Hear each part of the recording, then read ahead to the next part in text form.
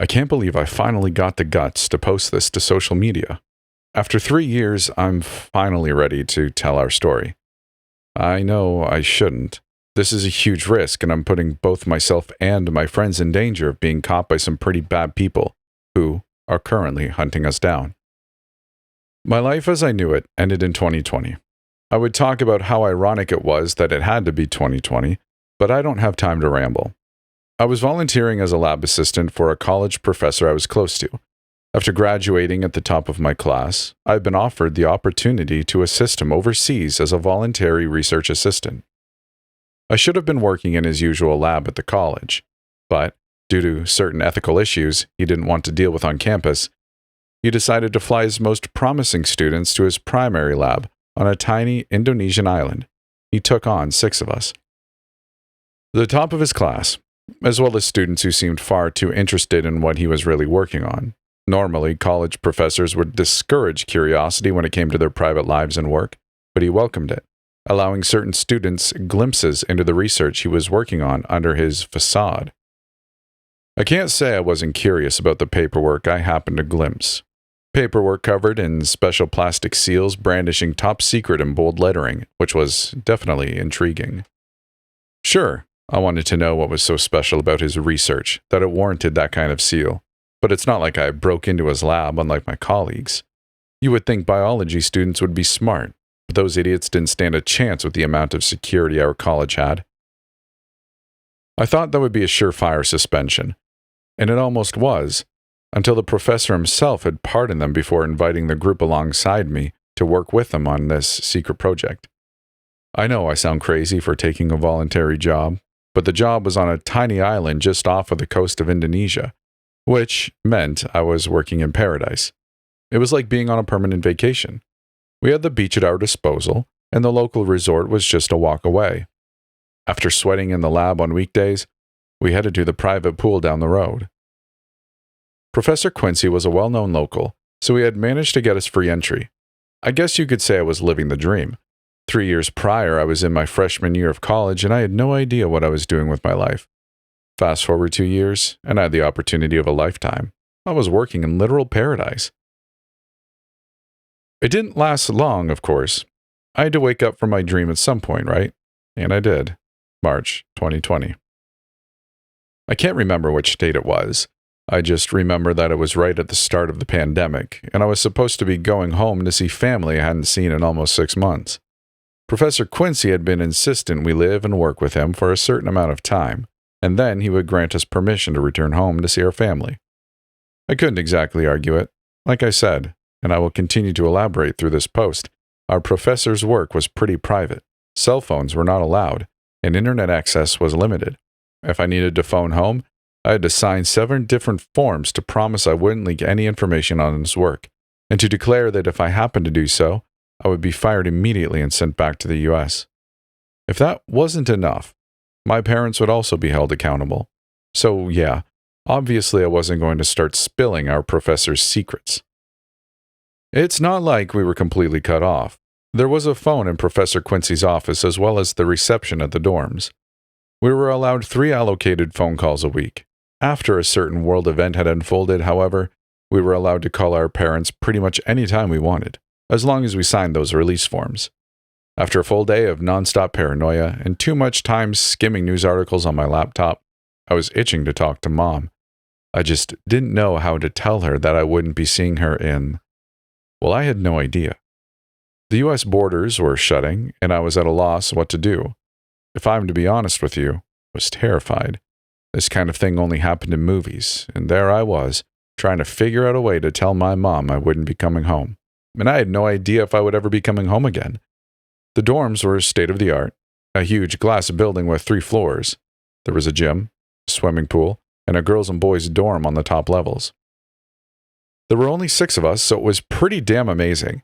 Sometimes in the summer when it was baking hot, like the kind of heat the human body can't deal with, they opened the roof, and we would all lie in the reception area, drunk on cocktails from the resort. But do you know what wasn't state-of-the-art? The aircon. I had grown accustomed to this stupid thing breaking every 3 days. Normally, I didn't really care. I'd get a cold shower or stick my head in the freezer. That day, though, I had just been informed via email I wouldn't be returning home for the foreseeable future. The thing was, I was so used to knowing things in advance. I knew when work was canceled or when I was getting sick, though with this, I had no idea what the outcome would be. Nobody did. The planet was holding a collective breath. I couldn't even ask for a possible date, because no one knew how this huge, insane, life-changing thing would play out. Well, it could play out either one way or the other, and I had seen the movies. I knew the basics, or at least the fictional reenactments. So, sweating through baking heat, I sat cross-legged on prickly carpet, squeezing the phone in my palmy hands. I could glimpse Kion through the window, slumped on a sun lounger with his head tipped back. He was frowning at an odd-looking bird which was perched on the upper deck. It was early evening, and the sun was starting to set. God, I loved watching the sunset. It was like the clouds had turned into cotton candy, streaks of burning red and pink enveloping crystal blue and dimming the sky, making it easier to get a good look at the sun. Kion's light brown hair exploded into hues of vivid red, and I was momentarily taken aback by the sight, like the sky had set his hair on fire. Ever since meeting him in my freshman year, I'd had a crush on Kion. Being half Thai with striking features and a Hollywood smile, my ass was already on the floor. However, after living with him for several months and studying alongside him for years, I'd come to realize he was more of a wolf in sheep's clothing. Not exactly a dick, but not the nicest either. Kion was deaf and had become the sort of jock of our little research group. He had been the one to stage the break-in attempt into Professor Quincy's lab. I always wondered if they really had discovered something and blackmailed Quincy into letting them in on the research. I wouldn't put it past my classmates. They were as nutty as our professor.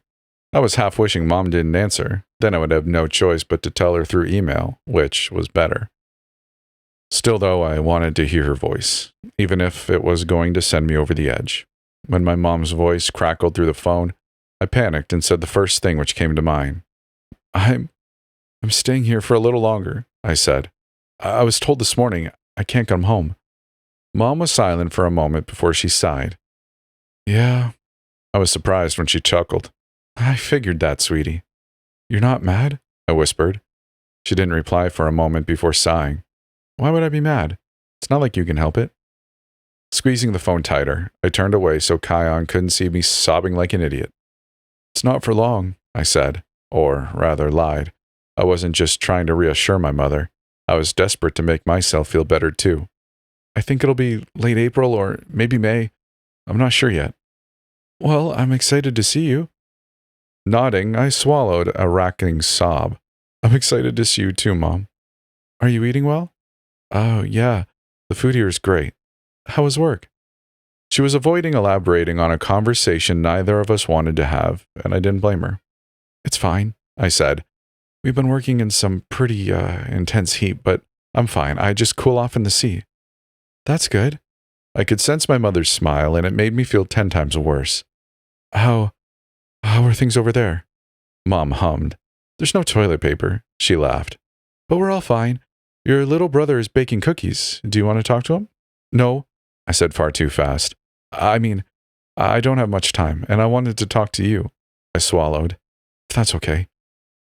Of course, honey. Mom's voice felt like warm water coming over me, relieving my stiff muscles. Oh, your father just finished cleaning your room out the other day. You would not believe how much stuff we had to take to your yard sale. Do you remember that dollhouse you had? She cut me off.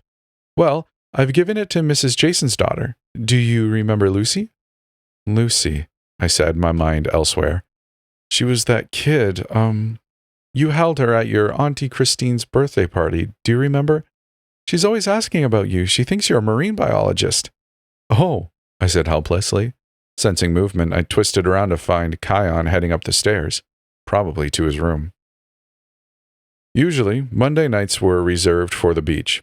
After lights out, we headed down to the coves, which were a 3-minute walk from the dorms, to paddle in bioluminescent plankton illuminating the stuffy night. It was like dipping your feet in liquid stars. From the look on my colleague's face, however, a sort of not entirely there frown, I doubted anyone was in the mood for our usual trip to the beach. Offering the boy a wave, I pulled my knees to my chest. I didn't realize I'd left an awkward pause until Mom cleared her throat loudly. snapping me out of my trance. Ren, did you hear what I said? Ren? Mom only had to say my name to send my heart into my throat. Honey, are you crying? I had to heave in a breath. No. You're watching the news, aren't you? Mom, I'm fine. Are you sure? Mom paused. Ren, I can't imagine what you must be feeling right now, but I'm just a phone call away. I nodded, my eyes burning. I love you, Mom. I love you too, baby. Mom's voice hitched and she was splintering. I could tell by her sharp breaths. I'll see you soon, okay? That was the last time I ever spoke to my mother. The sky was dark when I pulled open the door to my shared room and face-planted into my bed. Long after putting the phone down, I sat in the reception area and cried like an idiot. Then I went outside to attempt to read a book on a sun lounger, but with the lack of sun and the fact that the outdoor light was broken, I gave up and retreated upstairs. Riss, my roommate, was typing loudly on her laptop when I bothered lifting my head from my snot-drenched pillow. She had been taking the news surprisingly well, despite her being the one in our group who was over-emotional. Riss was a natural redhead but had dyed her hair an odd pastel pink color, which was starting to come out. I could see her natural vivid red roots springing from her half-assed ponytail. How's your mom? Riss didn't look up from her laptop, her fingers dancing across the keyboard. I glimpsed the Word doc she had been working on earlier in the lab. We were supposed to type up all the findings from the day's experiments earlier, and as usual, Riss was the last to submit hers. She was the lazy daydreamer out of our group, often getting chastised for zoning out during lectures and falling asleep. Riss was smart, though. Seriously smart. When she felt like it. Hello? Riss slammed the spacebar. How was the talk with your mom? It was fine. Doesn't sound like it, Riss hummed. Come on, I know when you're upset. Damn. She hissed through her teeth, going to town on the backspace key. Stupid autocorrect. I didn't reply for a moment, suffocating myself in my pillow. The aircon was broken again, so I was left to suffer, stewing in the same clothes I had been wearing all day. I needed a cold shower and something from the downstairs kitchen, but I couldn't be bothered moving. Besides, Riss's typing was comforting, lulling me into almost slumber. After a while of just basking in the sound of her typing, my roommate sighed loudly. I sensed her jump up from her bed and move to her desk. My roommate had a routine I was used to. After typing up her usually late reports, she jumped up, did some stretches, downed the bottle of water on her desk, and then jumped up and down with too much energy, awaiting the printout. Just as I thought, I cringed at the sound of our printer booting up. I hated the noise. It sounded like nails on a chalkboard. It's the end of the world as we know it, Riss murmured with another loud, exaggerated sigh, and we're stuck in paradise. Refusing to lift my head from my pillow despite the heat, I scoffed into the material. Stop saying that. Stop saying what? That it's the end of the world. I mean, it is. Certain events aside, have you seen the state of the ozone layer? Dude, we're on a one-way ticket to extinction. I really didn't need Riss's comforting talks right then. Her idea of reassuring was reminding me how many species were dying out. Uh-huh, I said, cutting into her slightly manic polar bear rant. Can we talk about something else? But it's true, Riss chuckled. The world is falling apart, and we're here trying to do the impossible. She paused. In one of the most beautiful places on the planet. When I lifted my head to frown at her, my roommate was sprawled out on her bed, her 10-page report awkwardly balanced on her chest. Riss's eyes were elsewhere. Riss's eyes were somewhere else, delving into oblivion. I couldn't tell what she was feeling. She was smiling, but her eyes were sad. It had taken me a while, but eventually, after weeks and then months had gone by, I'd gotten used to Professor Quincy's research. It was hard to take in at first, like you have this huge secret and you can't tell anyone. If you do, you're risking your own career. I imagined it as a neutron star collision going off in my head, an explosion of colors nobody else could see but us. Locked away on this tiny island, we were the only ones who knew Quincy's goal. There was one rule to the lab. No emotions. We weren't allowed to have emotions once stepping through the door. We had to stop being human for the sake of achieving successes, and moving on to a different age. A better age. That's what Quincy said anyway. I wondered if Riss was thinking about the work we did earlier. She had broken down 3 times since starting, though she was getting better. Riss didn't speak much after an awkward conversation we had about the end of the world, which bled into a conversation about The Walking Dead. It fizzled out after I reminded her I was yet to finish it after dumping it halfway through Season 4. There's not much to do in the dorm. I had my laptop and several dozen movies downloaded onto it, but I wasn't in the mood to delve into fiction. I was falling asleep when our door flew open, and Riss almost catapulted her laptop across the room. My gaze flicked to the doorway, where Kion stood, a scowl carved into his lips. It wasn't unusual that my colleague was scowling or standing in our doorway. He was always the first one up on a morning, quick to wake everyone else up, despite the sun not being up yet. "Kion?" Riss hissed, her eyes glued to our damp-looking colleague. "What the hell?" Looking at him, I could tell that Kion wasn't there willingly. His hair was a soaking mess plastered to his forehead, a plaid shirt clumsily buttoned over ratty shorts. He looked like he'd just gotten out of the shower. But no, he didn't just look like it.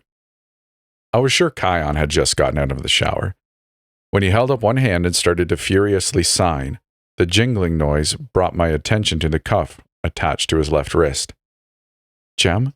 He signed his roommate's name, and I resisted the urge to collapse back into bed. Nothing was good when Jem was involved. I loved my colleague, but the amount of stupid crap he had done since starting work on the island, he could make his own sitcom. Riss groaned, shutting her laptop. She quickly signed. "What has he done now?"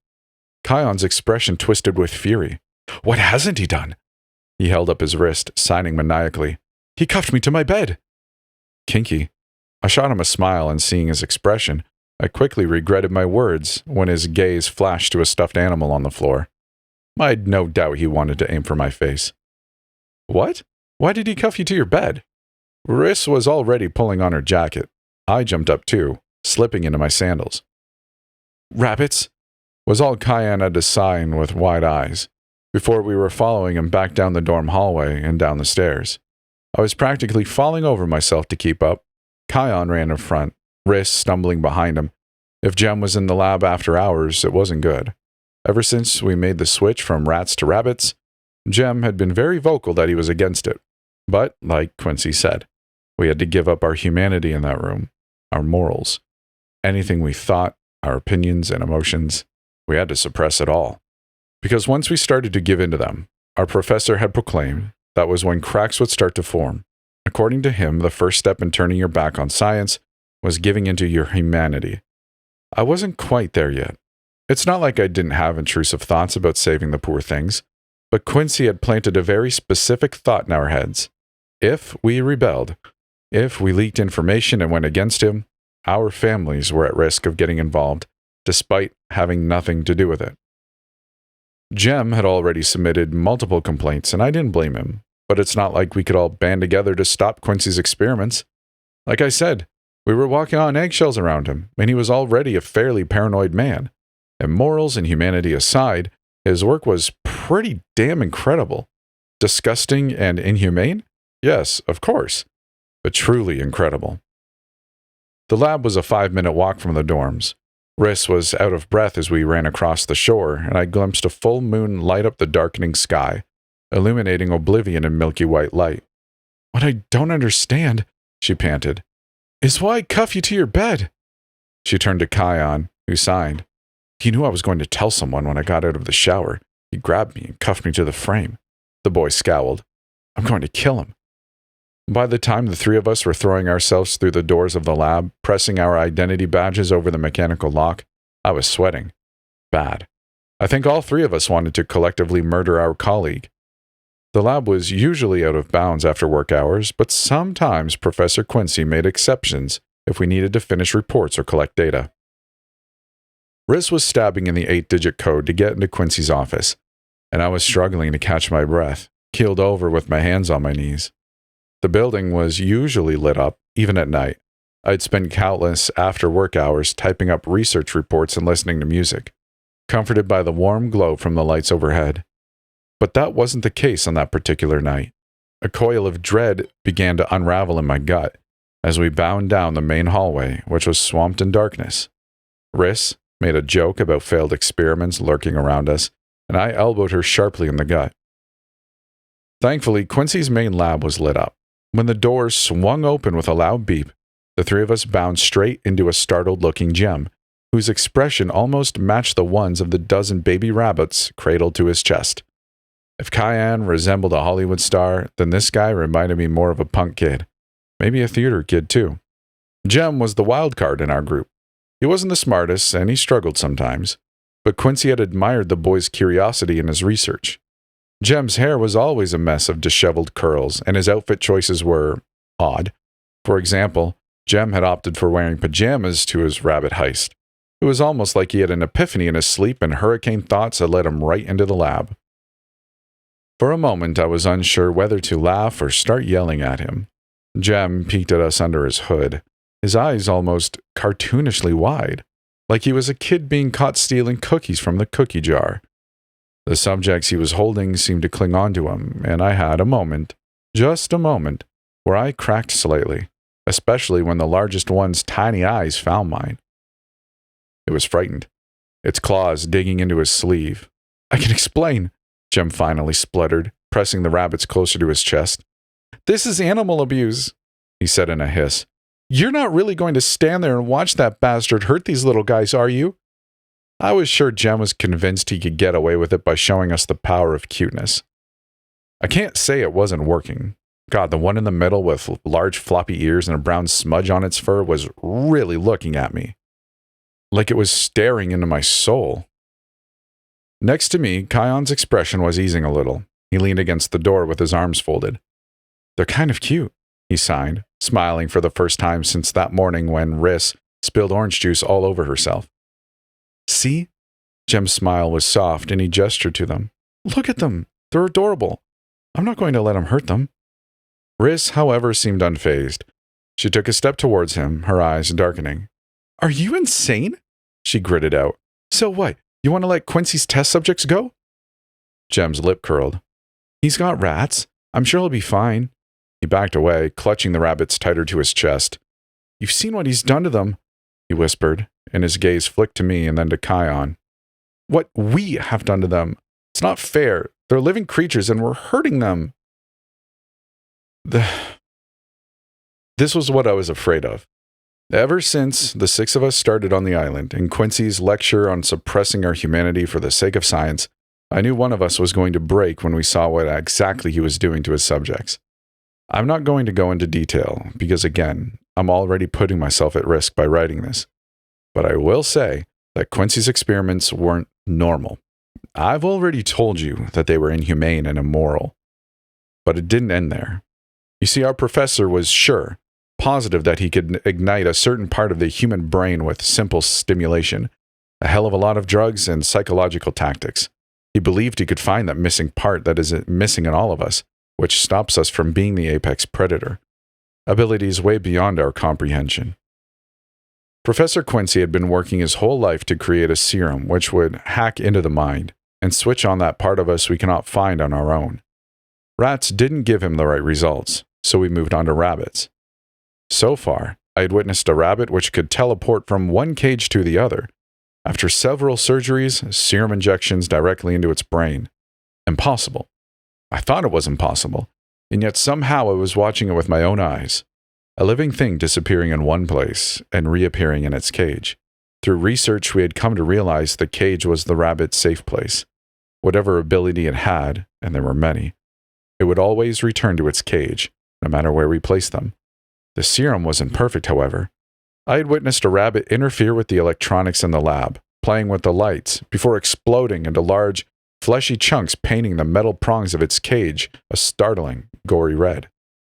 The rabbits in Jem's arms were our only proof that the serum worked. They were our last surviving 4, subjects 2, 6, 10, and 15. I have to admit, subject 15 freaked me out. 15's ability was not yet known, but Kion was sure that it was developing heightened intelligence. I didn't know much about 15, but from what I did know, there was no damn way we could let Jem let the little guy run free. Knowing what they were capable of, and what we could possibly lose if my colleague got his own way, snapped me out of my, they're so cute, trance. I stepped forward, cringing when I glimpsed remnants of the metal headset which had been drilled into Six's skull.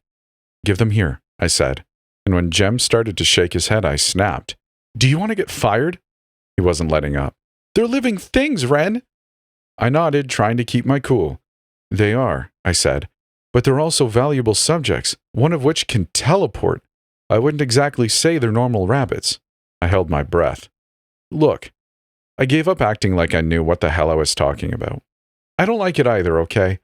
It's disgusting and immoral, and findings and psychokinetic abilities aside, I would be totally on your side if we didn't have results. But we do have results. Kion signed. He seemed to have snapped out of it too. Give them back, Jem.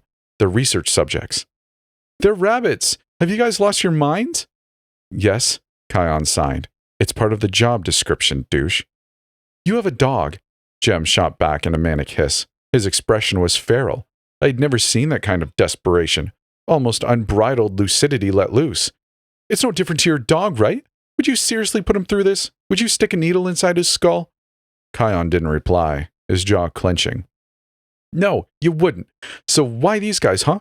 Why are you willing to be so cruel for the sake of science for these guys, but you wouldn't dream of doing this to your pet? Jem took another shaky step back, so I figured hitting him with the hard truth would snap him out of it. It's not the same. Kion seemed to be struggling with his hands trembling as he signed. It's different. What's different? Jem demanded. There's no difference. If it were a rat, I would feel the same way. We're hurting living animals. Your dad, I said quickly. Do you want to drag him into this? Again, Kion started to sign, Riss elbowing him to shut up. It was no secret Jem and his father had been under fire back home after discovering a document he shouldn't have. All he did was read it, according to the boy himself. He had the men in black trying to crash through his door at 4 a.m. Jem was lucky Professor Quincy decided to use his curiosity as a tool instead of sending his family to jail. Jem blinked like he was waking from a trance. No, he said quickly, his resolve crumbling. My colleague allowed Kion and Riss to take the subjects and put them back in their cages. I expected him to fight back, but the guy seemed weirdly fine with us taking the rabbits back, stumbling away from them like they were contagious. With all subjects accounted for, we headed back to the dorms and ate dinner, and I remember running my hands through Jem's hair, a little bit drunk on cocktails, and promising him that once Professor Quincy was finished with his research, he would let the rabbits go. I wasn't completely sure of this myself, and it was just a friendly lie to make him feel better, considering he'd been acting weird all night. I'd been lazily sipping water to sober myself up when the thought hit me. It didn't really make an impact, more of a passing thought. Did Subject 15 have any influence over Jem's mind? 15 had already proved it could type in a single sentence on a keyboard, and tap on a tablet screen to identify certain fruits. Was it possible that it had developed the ability to influence the brain? I wasn't sure I wanted an answer to that.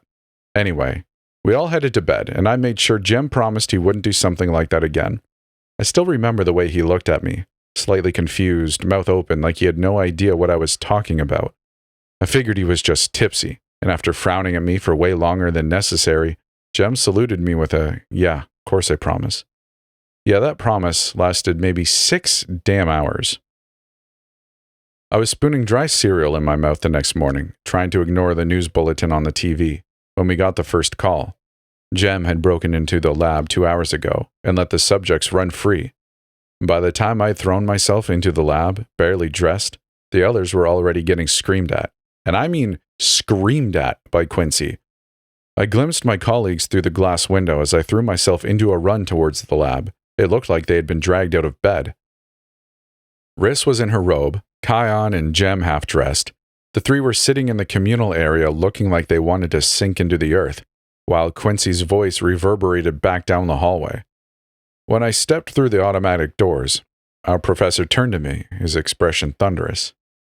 Ren? He passive-aggressively gestured to the others. Why don't you take a seat, His British accent was easy to tolerate, usually. But that morning he sounded like a Bond villain. I nodded and practically dived next to Riss, who looked like she was 10 seconds from wrapping her hands around Jem's neck.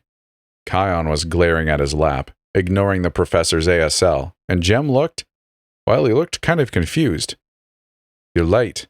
Quincy turned his piercing gaze to me. I'm 5 minutes early, Professor Quincy, I said, glancing at the clock to make sure I was right. The man didn't respond, turning back to Jem. As I was saying, I was just letting your colleague know that he has thrown quite a wrench in our plans. But no matter, we can fix this. He cleared his throat. Mr. Sayung? Professor Quincy nodded to Kion. There are several research subjects in storage that I have been saving for these kinds of emergencies, he said.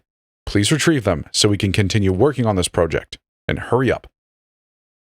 Kion paled. For a moment I thought he was going to barf. Professor Quincy, he started to sign, before pausing. You ordered me to dispose of them 2 weeks ago. He shot me a look, and I remembered the two of us loading a cage full of rats into a truck. We don't have them. The professor's expression contorted, and he smiled. He smiled, like he thought it was funny.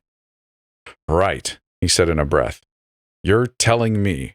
He lifted his arm like he was going to strike each of us, and I sensed the four of us collectively wince. You're all telling me, all four of you, that our current research subjects are nowhere to be seen? Our backup subjects have been disposed of, and I'm supposed to be doing a presentation next week? His voice cracked. Next week? He repeated, beginning to pace, and I was starting to regret choosing my curiosity over my well-being. Sure, psychokinetic abilities are cool, right? Cracking open the human brain and discovering something magical, something out of this world, was a dream come true. We were witnessing history being made, what could fundamentally change the world. But I was sitting inside a lab with a man who was clearly unhinged, thousands of miles from home and no guarantee I would ever return home. A shiver slid down my spine when our professor stopped pacing up and down, and something seemed to light up his eyes. I saw it. Something in his brain snapped. It was like seeing a real-life light bulb moment. We're okay, he said after a moment of silence. Quincy seemed to gather himself. You're dismissed. I will get my hands on new research subjects. Do not worry about that. His smile was far too big, and I nodded, relieved, and jumped to my feet, eager to make a quick getaway. Jem stood up, grabbing his bag. Will we have time? He asked. I mean, the presentation is next week and we need to start over. That's right. His wrist was frowning. Professor, where exactly are you going to get new test subjects? Didn't the college stop funding the project? Oh, ha, I have subjects. He chuckled. I have always had subjects, don't worry. They've always been my last resort. I nodded. So, do you have spare rats? Makes sense, Kion sighed. I bet he has a secret batch somewhere. Precisely, Kion. Professor Quincy nodded, a wide smile splitting his lips apart. So, rats? I pressed. He was still yet to answer my question, and I was growing anxious of what these subjects were. It must have been rats. It must have been rabbits, surely. Rabbits were our best shot at getting results. Rats worked well, I guessed, but not as good as rabbits. He caught my eye, and something cold slipped down my spine when the man's grin didn't waver. You could say they're rats. He seemed to be drinking me in, his gaze flicking up and down from my head to my toes. Don't worry. They will be ready for the presentation. I will make sure. Well, that's great. Jem's expression brightened. So we didn't have to use the rabbits after all, huh? Who would have thought? To my surprise, the professor was in unusually high spirits. After a lecture repeating his insistence that we had to suppress our humanity for the sake of science, which was mostly aimed at Jem, he flocked to his desk, sorting through paperwork and leaving the room several times to take part in phone calls. He must have really been pushing to get a new living materials. I noticed his hands were quivering. Was it fear? Excitement? Without a word, Quincy left the lab with an armful of paperwork. When Riss asked what we were supposed to do, he told us to stay exactly where we were, while he retrieved new research materials. Great. With the professor gone, it didn't take long before Riss was trying to strangle Jem, acting like it was playful, but the look in her eyes definitely had a more nefarious intent. Kion, being the smartass of our group, was already sorting through our day's work, as if we hadn't just lost our subjects. The lab was pretty much our playground, the professor's words, not mine. But there was a specific room which was out of bounds. Quincy called it the fail room, where all of his failed experiments were, living or dead, or preserved in some weird solution. The exact reason I was convinced he was unhinged was in that room. I didn't realize it was unlocked, until a crashing sound sent me jumping up from my chair, my heart catapulting into my throat. Jem and Riss looked up from their work, and I noticed Kion's seat was empty. That sounded ominous. Jem shot me a look. Did he? He didn't, I muttered, my gaze flicking to the other side of the room where, to my surprise, the room which had always been out of bounds was in fact open. Before I could hesitate or think of the consequences, I hurried to the door, coming to a grinding halt on the threshold. I was aware of my colleague's shadows, several feet away from me. I was aware of the petrified look of fright carved into his face, and his eyes, wide, like he was staring into oblivion, like the darkness had already taken him. Instead of finding Kion, I was seeing what I can only describe as several lumps piled on top of each other. When I got closer, forcing my feet into submission, those lumps bled into very human-like figures wrapped in see-through plastic. For a disorienting second, while my head spun around and around, a slithery paste crawling up my throat, I saw them as nothing but lumps of naked flesh bulging through plastic.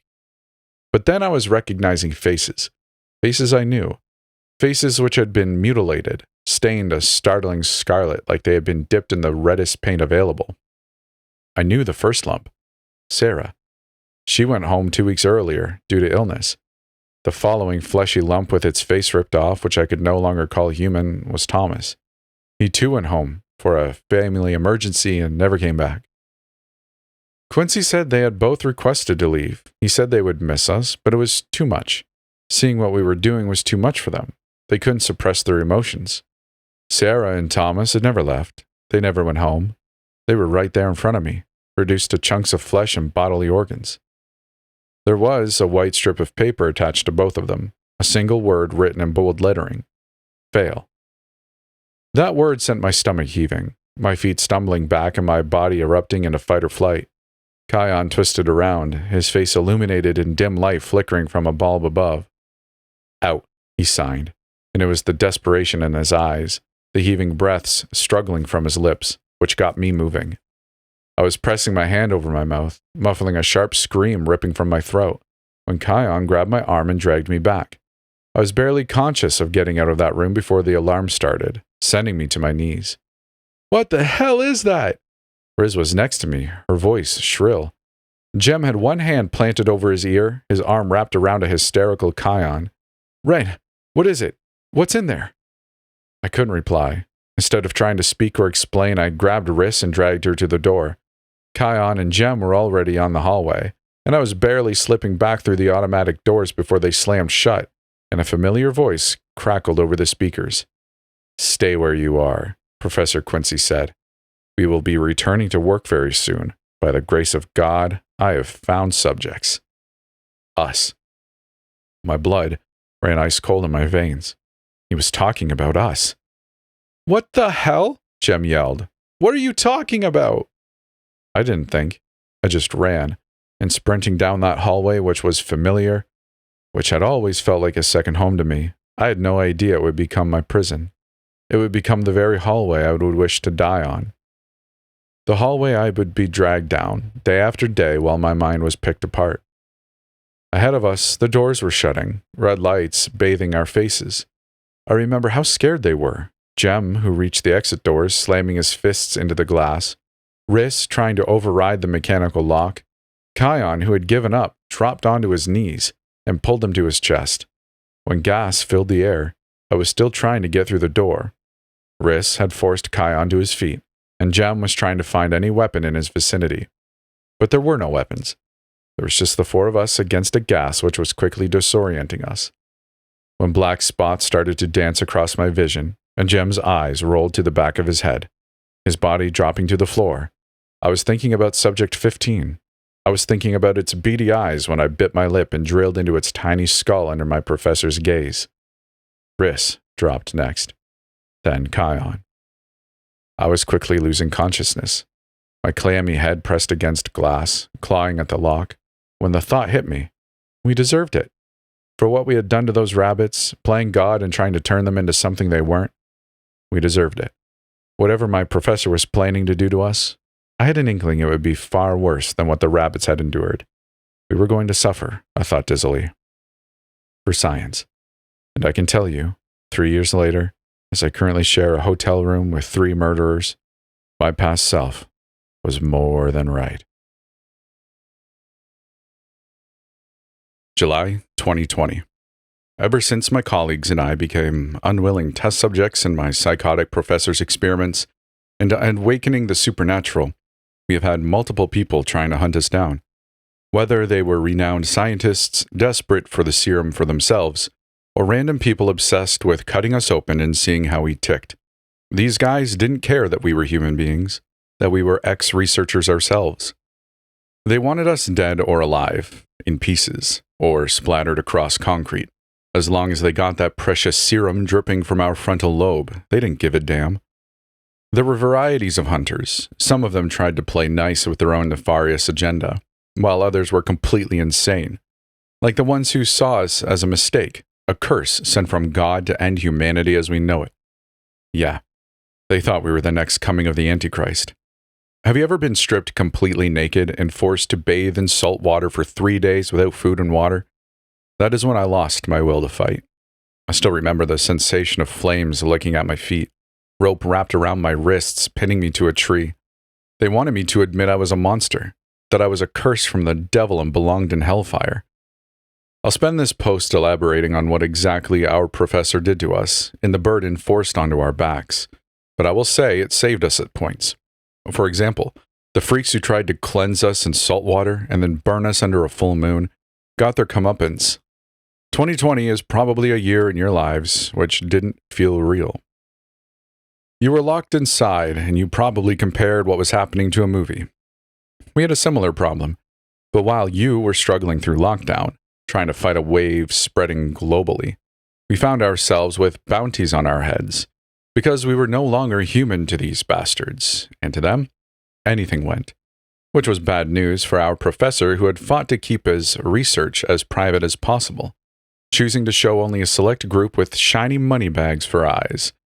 Turns out, no matter how much you think you're hiding something, it will always be leaked. And people will find out. Bad people. The kinds of people in all of my favorite movies as a kid. You know, the evil, trigger-happy British guy obsessed with finding buried treasure. Him, but tenfold. I might have felt special about the multi-billion price tag on me, but knowing all they wanted me for was to dissect and slice me apart like meat to the slaughter, yeah, I can't say I was thrilled to have so many people after our little group. 2020 was the year when people stopped being human, stopped trying to be human, all morality down the drain. Of these certain groups trying to capture us, there was a specific one which I will always remember, Seth's gang.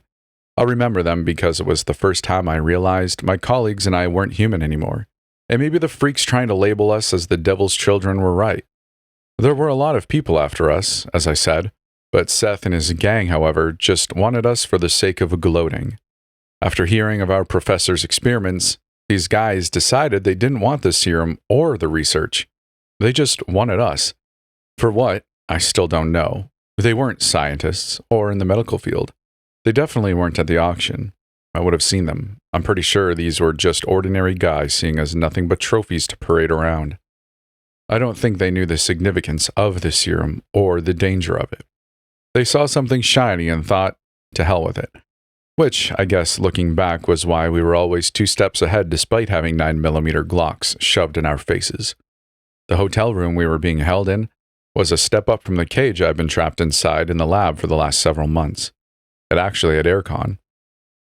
Sitting blindfolded on the edge of a queen-sized bed, wearing the same clothes which were practically glued to my flesh, the graze of cool air brushing the back of my neck and relieving blistering skin was euphoric. I hadn't had a proper shower in weeks, maybe months. It was the first time in a long while I actually felt human.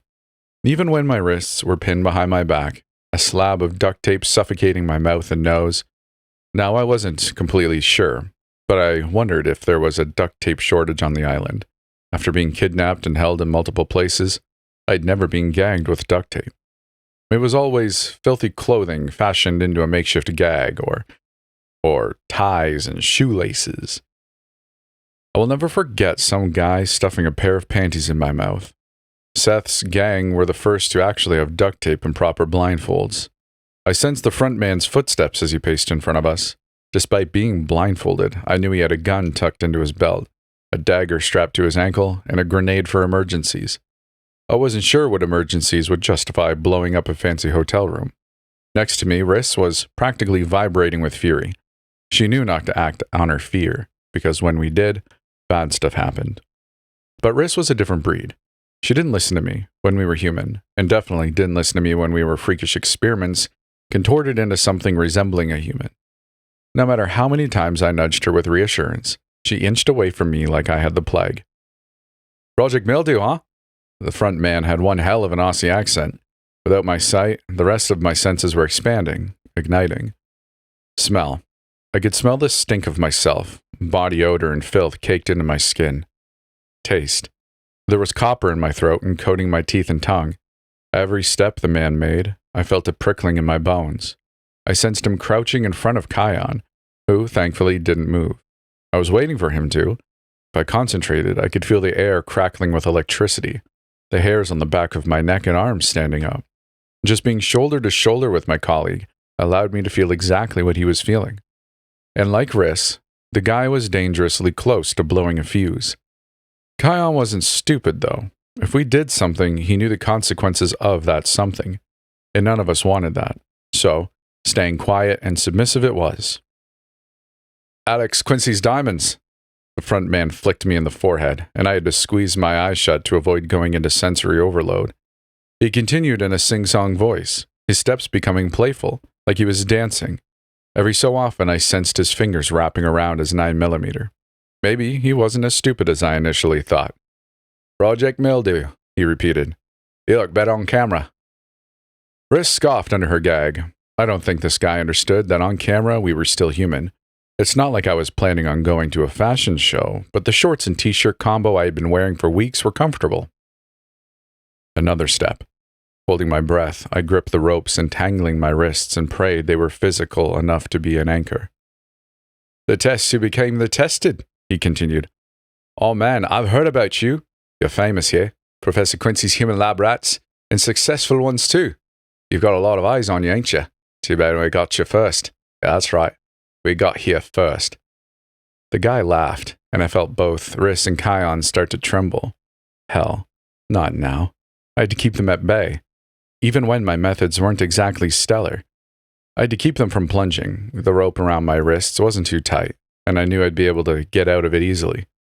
But that would require strength and energy, which was sure a trigger. There were a lot of triggers. Anger and pain, sometimes even happiness. It turned out basic human emotions was what this thing thrived off. So to avoid us going nuclear, I had to stay stoic. No matter how much I wanted to tear off this guy's face, I had to keep myself together. It only took one slip-up before things got really damn brutal, really fast.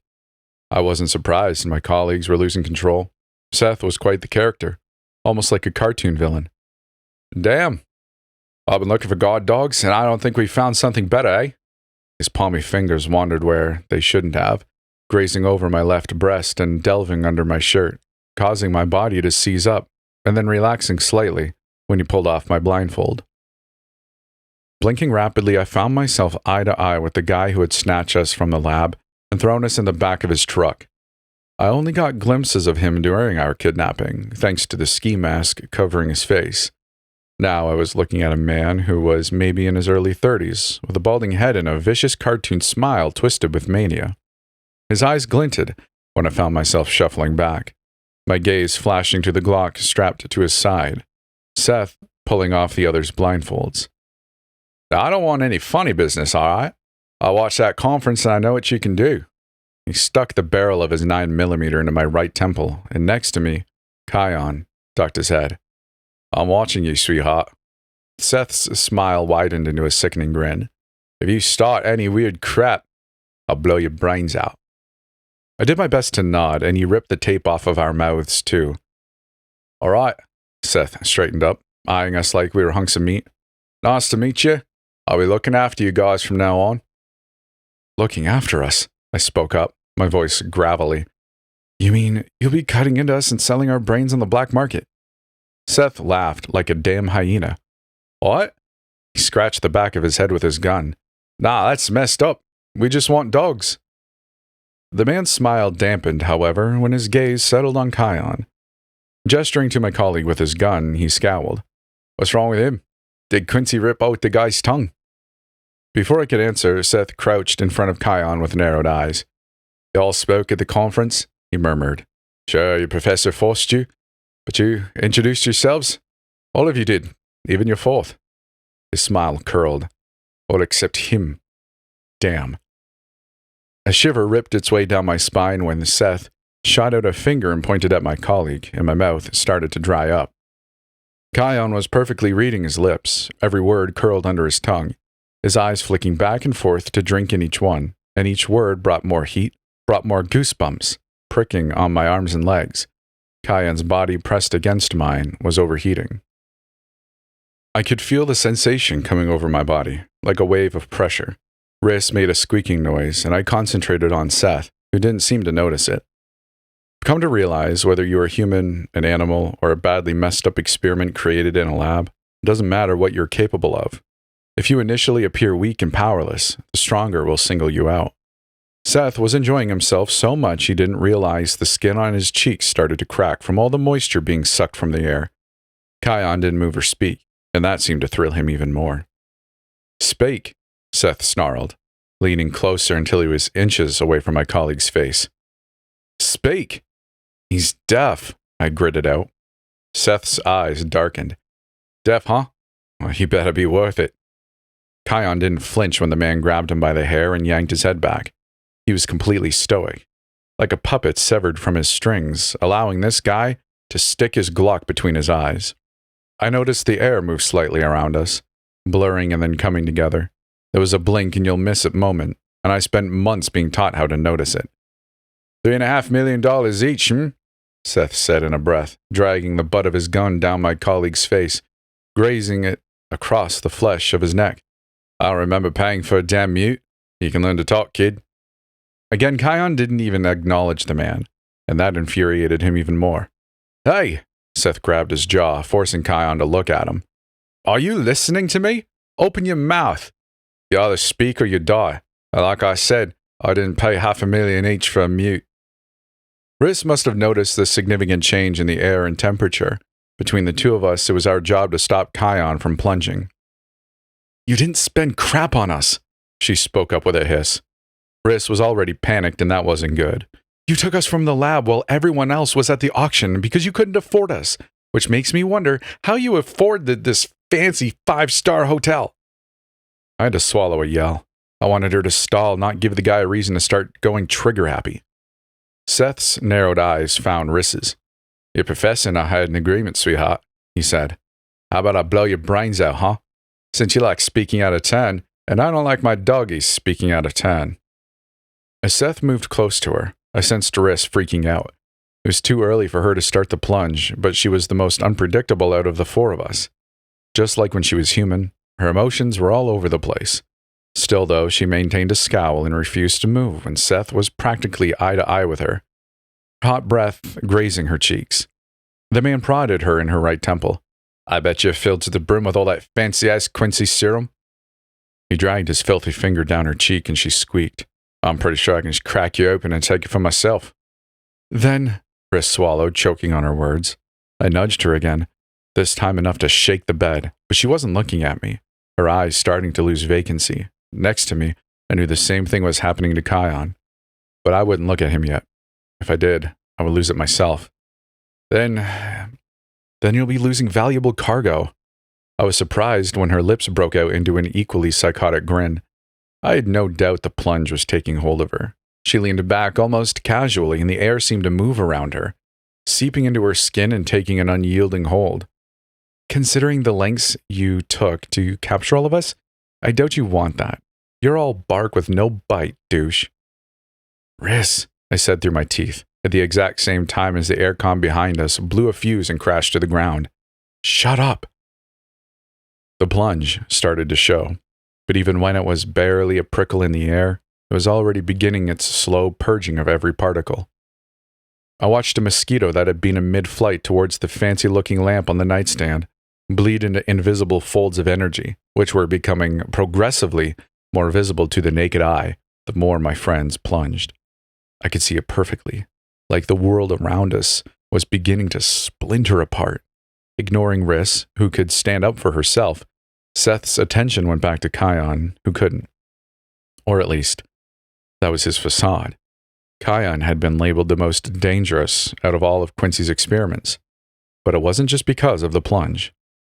"I'm talking to you," Seth prodded my colleague's chest, and a wave of heat slammed into me, stealing my breath away. I watched, knowing it was all going to be over in a matter of seconds. The front man grabbed my colleague by the collar of his shirt and yanked him violently to his feet. "You've got 2 seconds to speak," he spat, before slamming the butt of his gun into Kion's head. "Speak, or I'll give you a frontal lobotomy." Seth continued in seething breaths and got closer and closer, failing to notice he was already losing. But so were we. His lips split into a grin. "Speak, or I start asking questions, like why I bought 4 of you and there are 3 of you." He poked the metal prongs sticking from Kion's head. I like to call them horns to make them sound cooler, but in reality, they were agonizing when I was human. 2 pieces of metal drilled directly into the top of the skull. They had been a part of me for a while, but I wasn't going to forget how they had been forcefully inserted into my skull. And while I screamed, "3 little freaks," Seth's lips were practically kissing my colleague's temple. He prodded the metal horns and Kion's lip twitched. "Without the 4th. That struck a chord in both of them, and I knew if I didn't do something, like right then, a fate worse than death awaited all of us. "Leave him alone." I found my voice tangled in my throat, but I could barely bring myself to speak. I felt like I was being suffocated by 2 separate energies around me, slowly but surely ripping atoms apart. In the corner of my eye, things were starting to melt into the ground, disappearing completely. The carpet in the room was suddenly singed black, and the wave continued, slicing off the tips of my hair I had only just managed to grow back. "He can't hear you, douche," I said through lingering breaths. "Professor Quincy said he was deaf." "Deaf?" Seth let out a belly laugh. "He's my new god dog and he's expected to bark." His lips curled. "Now speak." A second went by, then another. Absent-mindedly, I licked the taste of rusty coins from the corner of my lip. "I said speak." Seth slammed the butt of his gun into my colleague's face again, but this time his words broke apart in his throat. I sensed every individual letter shattering into pieces when his body was flung back by an invisible force. I knew that invisible force. I knew the phantom fingers wrapping around his throat and slamming the man into the wall until he was screaming, begging, his feet hovering several feet from the ground. Kion didn't even have to pull apart his restraints. Riss was already screaming. Turning to my colleague, her hands were free and she was signing desperately. "Don't!" Her eyes were wide, lips twisted, because she knew exactly what would follow. Seth, somehow, managed a spluttered laugh between broken teeth like tiny yellow chiclets sticking from his mouth. "Oh, you don't like that, do you?" More brilliant red spurtled like a fountain, and yet the guy kept laughing. "Look at you. Quincy didn't hold back on you, did he?" I'm not saying my colleague enjoyed crushing Seth's windpipe without even lifting a finger, but that is exactly what I am saying.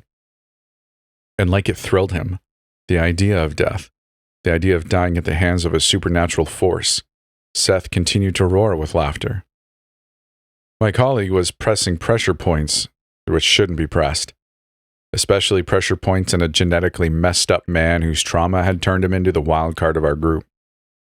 The amount of stuff we had all gone through inside Quincy's lab was enough to send us into insanity, except my colleague, according to Quincy, hadn't responded correctly at the beginning, and being a researcher myself with rabbits before I became a lab rat, I knew the only way to get results was to cause pain. I never initiated the pain in the rabbits, but I was an enabler.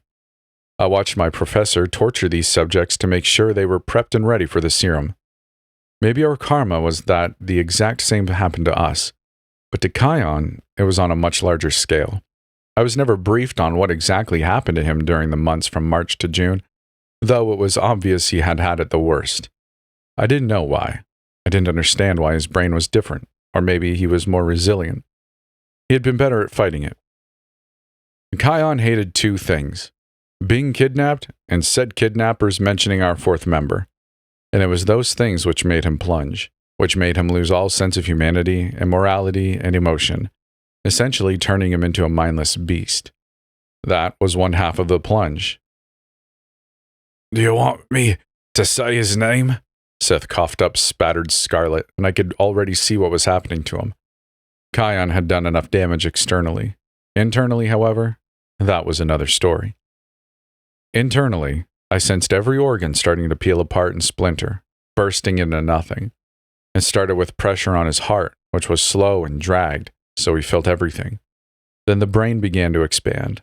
When blood ran in sharp rivulets from every orifice, and Seth screamed, howling like an animal, I looked away, just in time for the rest of the man's body to pop like a balloon, and a chunk of his skull to land right in front of me. Riss started screaming, and I was half aware of a slight taint of warm blood like paint splattering the side of my face. When I twisted back to look at him, his body was still hovering without a head, a skeletal hand lifting and waving at us. Riss dropped to her knees, her head in her hands, trembling, and I followed her, trying to get some semblance of control. "It's been a week," Riss whispered, sobbing, swiping at her eyes with bloody hands making them worse. "Oh God, what if I was right? What if we're too late? I knew this was a bad idea, but no one listens to Riss. I knew he wouldn't come. Oh, I just knew it." "Calm down," I said. "Concentrate on Happy Birthday, okay? Do you want me to sing it with you?" Riss sputtered. "We're going to die," she sang. "Can you feel it? I'm plunging, Ren. God, it feels so damn good." She knocked her head into the wall with crazy eyes.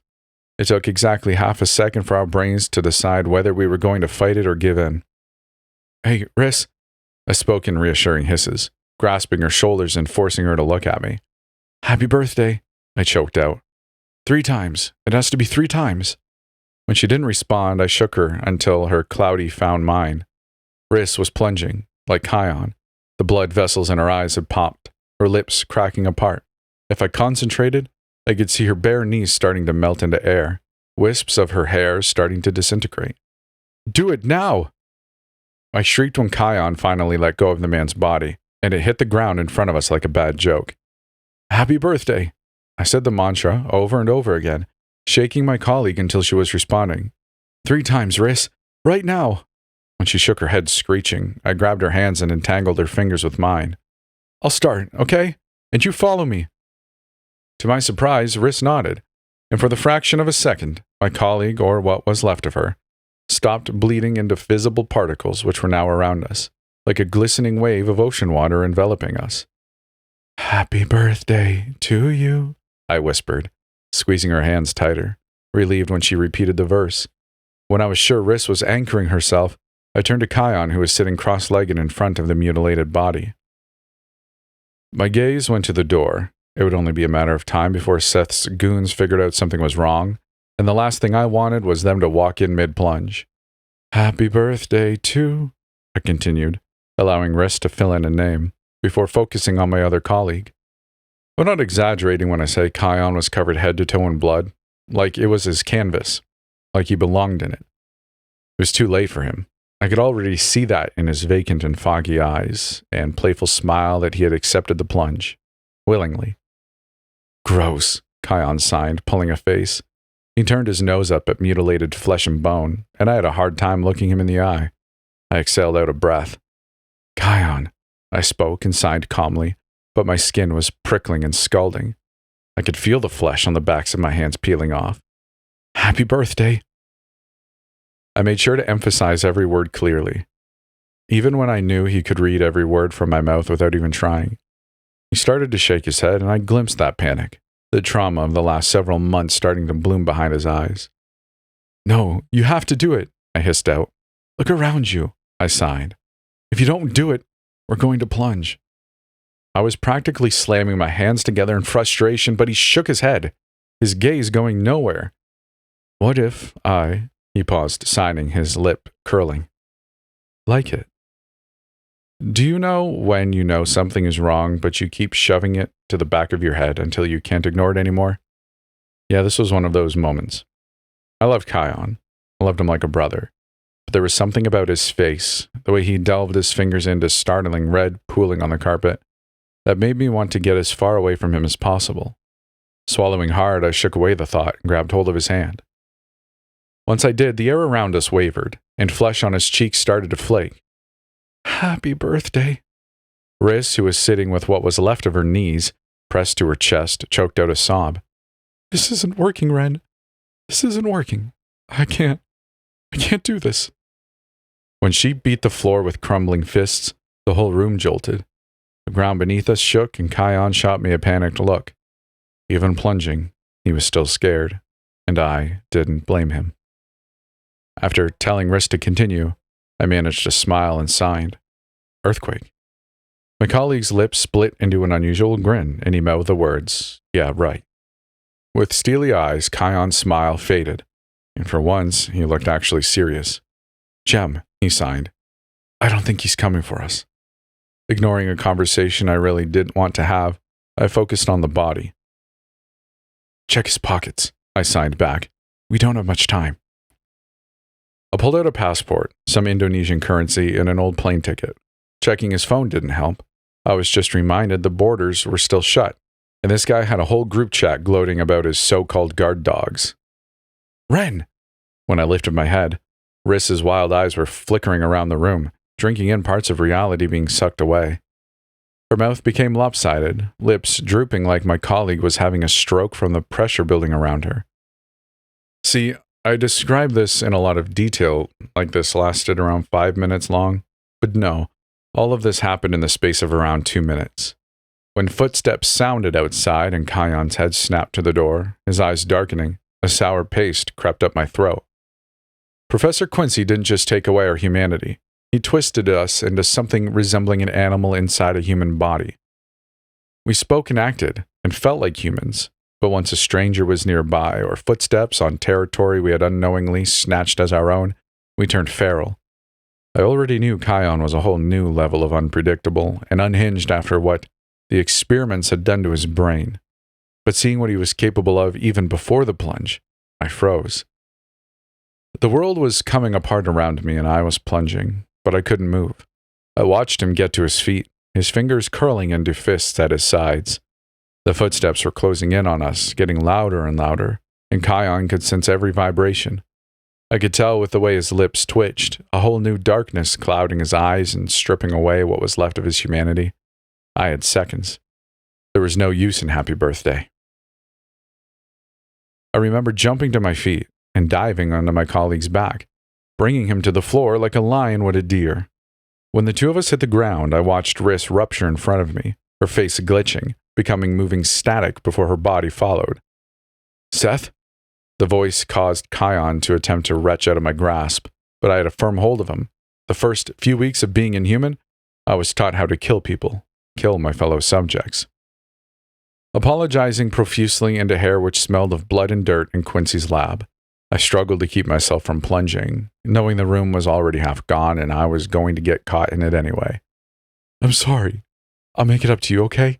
You should have sang happy birthday, but you're so stubborn. I sobbed with what I hoped was reassurance. I knew he and Riss and Jem would do exactly the same to me. So stubborn. I couldn't help myself, nestling my face into his hair and heaving in breaths while my skin started to peel away. Just take a deep breath and close your eyes, okay? I whispered into his flushed skin. We'll find him, Kion. I promise you. He stopped struggling, and for a moment I thought my colleague was actually listening to me, before the ceiling began to crack apart. The ground rumbled again, and I lost my grip on the guy before forcing him onto his back and straddling his legs, just when his free arm was flying out with intention to send me crashing into the back wall and ending all reality in that room, encompassing us. I snapped Kion's neck. And with the last of my energy, I screamed, while my own flesh melted from my face, while the plunge enveloped us both. March 2020. It was on the 17th day of captivity inside a cell made of glass panes meant to keep in rabbits, when I met an unlikely visitor. There comes a time when giving up is better than screaming until you've lost all of the breath in your lungs and your throat feels like sandpaper. I hadn't eaten in days, and what was left of my meals, curry and mashed potatoes, painted my cell walls, A real work of art if I concentrated and imagined carving shapes inside congealing potato and day-old curry. So far, I had tests. I had tests which were an invasion of privacy, which I will not expand upon. I had tests where my professor's gloved fingers ran over my scalp and marked places where he was going to insert the same headset on the rabbits. He didn't listen to my cries. He didn't tell me where my colleagues were. I was nothing to him. I was a subject stripped of my rights. So I was doing the little I could to protest, even if it was small. I was refusing to eat. I knew subjects had to eat to stay healthy, to get results. The piece of crap wasn't going to get much further if I died of starvation after days of no eating. How sad. I was on my second day of refusing to eat, and my gut felt like it was folding in on itself. To combat this, I sat against clinical white walls with my knees pressed to my chest and my head buried in my lap. I ignored the rumbling of my stomach and my aching joints, the weird squiggly lines in my vision when I bothered lifting my head. It's weird. In that cage, I was the coldest I've ever felt on an Indonesian island. I didn't remember the temperature affecting the outcome of the rabbit subjects, but maybe it was different for humans. Still, though, I had my solace. I imagined standing in glittering water, bioluminescent plankton washing over my bare toes. I imagined the full moon bathing the sky in warm light, and it was enough to make me feel safe, even so far from home, far from normality. If I had squeezed my eyes shut and envisioned wading deeper into the shallows until the water was lapping my thighs, I could calm myself and tell myself to breathe. Then the water was at my waist, the panic subsiding, neck-deep, ice-cold water filling my mouth and suffocating my nose. But if I thought past it, if I plunged myself into the deep, I could trick my brain into imagining that I was escaping, swimming across the wide expanse of ocean, all the way back home to my family. I was brought out of my imagination when a scratching noise pulled me back to my senses, and I was back inside my cage. Lifting my head, I searched for someone, but there was nobody there. "Over here, genius." The voice startled me. It wasn't quite a voice, more of an attempt, though I could definitely make out the language bursting out. When my eyes swiveled, I found myself staring at a blur of white. I squinted.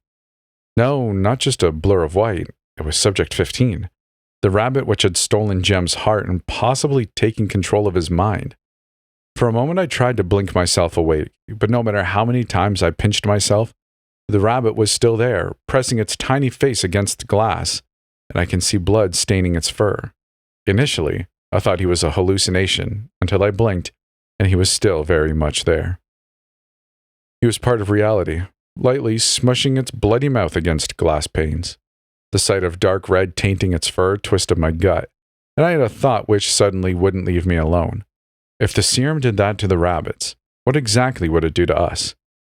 Well, 15's beady eyes found mine, and I swore its rabbit mouth twisted into a grin. Its voice mimicked both me and my colleagues, the perfect imitation of us. I could hear all of us, even the professor, in every curl of its words. It wasn't just intelligent. It was something else. Something monstrous, which should have been put down. No, it never should have been a subject at all. I slowly crawled towards it and held my breath. I must have looked pretty funny to 15. I was the tester who had become the tested, the one who wore the lab coat, to the rat forced into light blue scrubs like clothes sticking to me. I can't say I wasn't curious, though. Baffled. I was inches from a damn talking rabbit, and the last time I checked, rabbits weren't supposed to talk. Their mouths haven't evolved to form words, but somehow it was figuring out speech. 15 was learning fast, but that terrified me. After several attempts at speech, it had almost fully mimicked a human's expression. It cocked its head and in Jem's voice asked, "Well, how does it feel to be the one in the cage?" "You're not real," I told the rabbit, which sounded like Jem. To my shock, it laughed and its bloody mouth almost formed a snarl. "Are you sure about that?" I crawled over to the screen, pressing my hands against glass. "How does—" I licked my lips. "How does what feel?" The rabbit's eyes followed me and I shuffled back, a sour paste creeping its way up my throat. "You were always my least favorite," it murmured. Its nose twitched. "I think you humans call it karma, and whether you believe in it or not, every action must have an equal reaction." It moved closer, pressing its face against the glass. I noticed the fur around its mouth was stained red. You drilled into my head, Ren. You hurt me day after day and hid behind a sense of morality that you were a good person because it was for the good of the human race. 15 edged closer. I wish I could feel sorry for you. I wish I could feel the sympathy you humans use as a pathetic barrier. But aren't you just the cutest? The thing was mimicking my own words from the start of the experiments. I had pressed my face against the plastic cage, peering at Subject 15, who was hiding in the corner. Quincy told me to turn off my humanity, but that didn't stop me as seeing them as cute little furry bunnies. It never crossed my mind that 15 could hear exactly what was being said. I thought to a few months back when I had picked it up from its cage and nuzzled its fur. Aw, isn't he just the cutest? 15 knew the exact moment I gave up, my hand slipping from the glass. It gestured to the Band-Aid uncomfortably sticking to my scalp. Nice horns. You have intelligence, I whispered through a sob. I leaned closer. Quincy, you need to tell me what he's doing to the others. You already know what he's planning to do, Ren, the rabbit chuckled, lifting a paw in a mocking wave. Why are you asking me, What if I am in fact an illusion? You're not eating. Your mind has been played with. Are you sure you're really speaking to a talking rabbit? It cocked its head. How do you know I'm not Jem? Or Riss? Its voice twisted into hers and then the professor's. I'm losing my mind, I whispered, pinching the flesh of my bare thighs. I'm losing my mind. Maybe, it said. Or you're witnessing the consequences of your actions. You did this to me, if you remember. I told you to stop hurting me, but you didn't hear me, Ren. You never heard me. Only him, and when I was strong enough, I made him force you to finally listen to me. Jem, I thought hysterically. You little...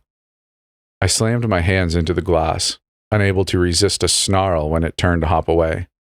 Hey, wait, what did you do to Jem? I didn't do anything, the rabbit responded in a scoff. Your professor, however, have you ever heard of teleportation? I stared at it blinking rapidly until it laughed. No, not that kind. I mean the new kind.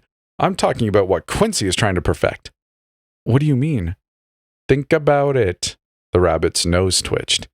What you have been working on and researching. What if it was possible in humans? I shook my head. There was no way. If Professor Quincy wanted to test on us, it would likely be psychokinesis, which was possible in rabbits. That's impossible, I managed to grit out.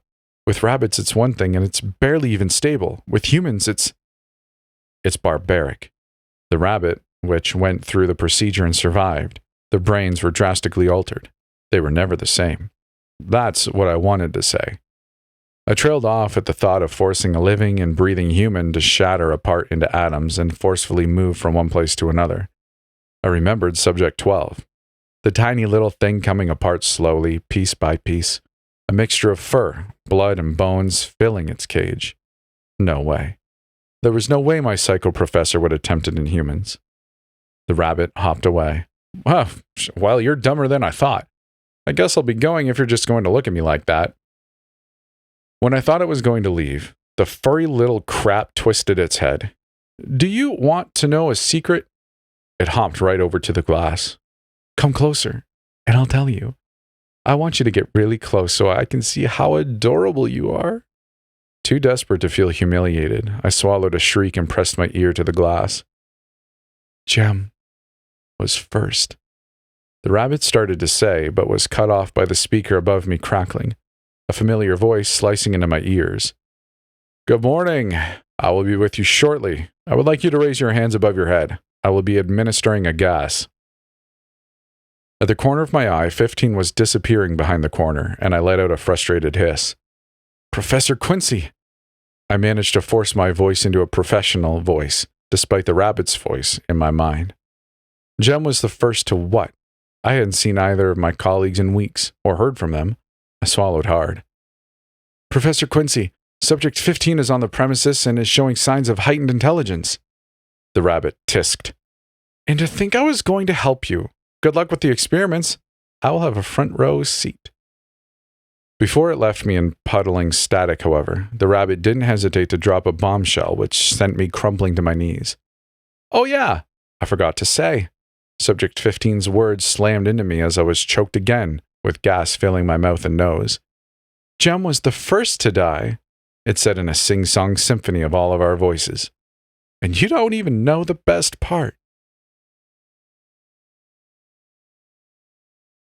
Teleportation, or plunging, and psychokinesis are real. I am proof of that. Thanks to the brutal experiments myself and my colleagues have been put through, I no longer consider us human. July 2020. I want to start this post telling you how I woke up face down in the shallows my blood diffusing water was half submerged in. I was part static nothing, and part flesh, pieces of skin caught between my new teeth and a sour taste in my mouth. Honestly, it would be easier for me to get right into it and detail the horrific testing which has messed with my head, taking away my humanity. First, I have to tell you about plunging. If I had to describe it in technical terms, or at least what I can think of from the top of my head, I would say it's like being caught in a nuclear explosion coming from within your own body. 1 minute I was clutching a motionless Kion for dear life. The next, swamped in glistening wave-like light as the plunge sucked all reality from the hotel room, ripping my colleague from my grasp. I remember being fully aware of his body splintering into glistening atoms, floating in the air like glitter, and the childish part of me, which was almost high from this sensation, wanted to laugh and envelop my hands in Kion's remnants. It would later be referred to as our backseat residue, but at that point I just saw it as stuff, glitter, snow, tiny water droplets. Before I knew it though, I was next. I didn't exactly feel my own body be swallowed up initially. When talking about it with my therapist, I described the sensation as imploding inside myself. Like a black hole it appeared within me and was slowly disemboweling my being. The next moment I was nothing. I was nothing, and I belonged to nothing. I've always wondered what oblivion feels like. As a kid, I looked into the night sky and wondered just how vast it was, and how many stars there were. The plunge was my answer. Plunging was like being thrust into a whole different oblivion, where nothing was real, only you in that moment. Time does not exist. Light and dark does not exist. There was only pain like I had never felt before. It was excruciating, agony, the feeling of every bone snapping in two and shattering into atoms, organs bursting, imploding, and coming together and falling apart, everything inside me shattering into a black hole, until I was nothing but matter with barely a consciousness clinging on. I can't fully describe what plunging meant for my body without going mad. I can tell you what I saw in the initial experiments with rabbits, which is essentially what happened to us. Plunging, also teleportation, was not stable in any subject, causing each of them to rupture and come apart as soon as the plunge began. As a researcher, I watched this happen. I watched the first subjects immediately reject the plunge and explode on impact. With following subjects, it seemed to be getting better, almost like the phenomenon itself was learning. After losing half of our subjects, we did get hints that it was starting to work, but not the way you would think. We got results, of course, but these results weren't exactly promising. Yes, plunging, also teleportation, was possible, except only certain parts of the rabbits were being transferred from the primary location to the destination. So instead of getting fully whole rabbits at the receiving end, there were only gory, fleshy chunks and heads with no eyes. The plunge did not just tear them apart physically, it altered them in ways neither of us could begin to understand. They would come back with 2 or 3 of them merged together, eyes missing, tongues longer, sometimes entirely inside-out missing vital pieces. Not just physically either. Some rabbits who were mostly whole would try and bite us and grow erratic, climbing the metal prongs of their cage. We did, however, end up succeeding once the serum was modified and injected into a half-dead subject. Professor Quincy had learned that the serum didn't seem to work on a live subject. It was only when the subject was dead or dying when the serum kicked in. With the 4 survivors of the plunging experiments, we began tests to measure how far they could teleport and their reaction times. Each of them had a safe place where their mind would take them during plunging to protect them, which would usually be the cage they were initially brought in, or certain parts of the laboratory where they experienced the best treatment. Jem used to feed them carrot sticks, so 3 out of 4 of them saw their safe place to be where Jem usually stood. There were significant changes with the subjects. After the first successful plunge, however, for those already inhabiting blossoming psychokinetic abilities, these rabbits stopped fighting the serum altogether and seemed to submit to Quincy's torture. Before surgery, they would squirm and bite and have to be sedated before testing, but after plunging, they seemed to lose all of their fight altogether. Their brain waves were significantly different and they stopped eating. Kion remarked that it was like having zombie rabbits, and I had to agree. They may have been alive, after being brought back to life repeatedly through surgery and scrambling their brains, but plunging had awakened something inside of them, something irreversible, that I pretended not to see. Because if I stopped to look properly, switching on my humanity against my professor's orders, then I would have realized we had created monsters we were in denial of, monsters who were slowly gaining sentience and developing a significant taste. I hadn't forgotten when a rabbit sent an orderly crashing into the wall with its mind. Now imagine that, but this time in humans. I had no idea just how similar and yet drastically different it would be in human subjects. I already knew it would hurt. I had to turn away during our initial testing on animal subjects because they screamed. Even without the ability to cry and scream like a human, I still heard it in their squeaking and their crying. And this is why we were told to turn our backs on being human and moral and good people. That was until the same thing was happening to us. At this point, I had already experienced plunging. However small the test was, and despite not being myself during it, my colleagues and I were the first human experiment subjects to successfully plunge. And that was April 2020. That was when our professor might have had the slightest semblance of humanity clinging on, before he began to subject us to far crueler experiments far beyond what the rabbits went through. In my last part, I detailed the fact that Kion was messed up beyond repair due to what has been done to him, and in this post, I will elaborate on what exactly happened to us, before I can go into the experiments that started everything, however. I will begin in July 2020. Exactly half a second, it felt like half a second, after plunging from the hotel room, being torn away from my colleagues and splintering into several singularities, ripped apart again and again and again, until part of me, the conscious part of me, found my safe place, like the rabbits. During trauma, which their minds cannot comprehend, humans will find their safe place, and mine was the shallows on the beach by the lab. I had always dreamed about it during captivity. It was the closest to home. If I imagined myself standing ankle-deep on the very edge of the shallows and staring across the glistening blue ocean, I could delude myself into believing one single step would take me home and free me from the endless hell I was being forced to endure. We all had our own safe places once Quincy officially declared us as successes. Riss's was behind the door in the lab by the communal area where she spent most of her time as a human. Kion's was in the hallway where you could see the sun and the wide expanse of blue sky. And Jem's was in storage with the rabbit cages where he would sneak in as a human to either feed them carrot sticks or open their cages and cradle them to sleep, despite being told multiple times not to grow an attachment to the subjects. After being swallowed up by Kion and Riss's collective energies combined, creating a plunge powerful enough to rip away reality in that room, I found myself exactly where I wanted to be. I was at the beach, to be specific, right near the coves where my colleagues and I used to have picnics and paddle in bioluminescent plankton as humans. Plunging didn't exactly give me an option how I would land, and if I would make an impact in the physical plane at all, I was nothing, just scattered atoms, an outline of a human figure with enough physical elements to allow me to stumble and stagger, tumbling through folds of energy glittering in the air, crackling with power. It's like walking in the air, except you don't have legs or arms, or even a body. You're just there, as atoms, slowly being pieced back together again. Reality does not like plunging. Every time one of us slips through, the ground rumbles like Mother Nature herself is screaming at us to stop. After several attempts to land, and then finally slamming into damp sand, I struggled to get a hold of myself and my body. I was whole, mostly.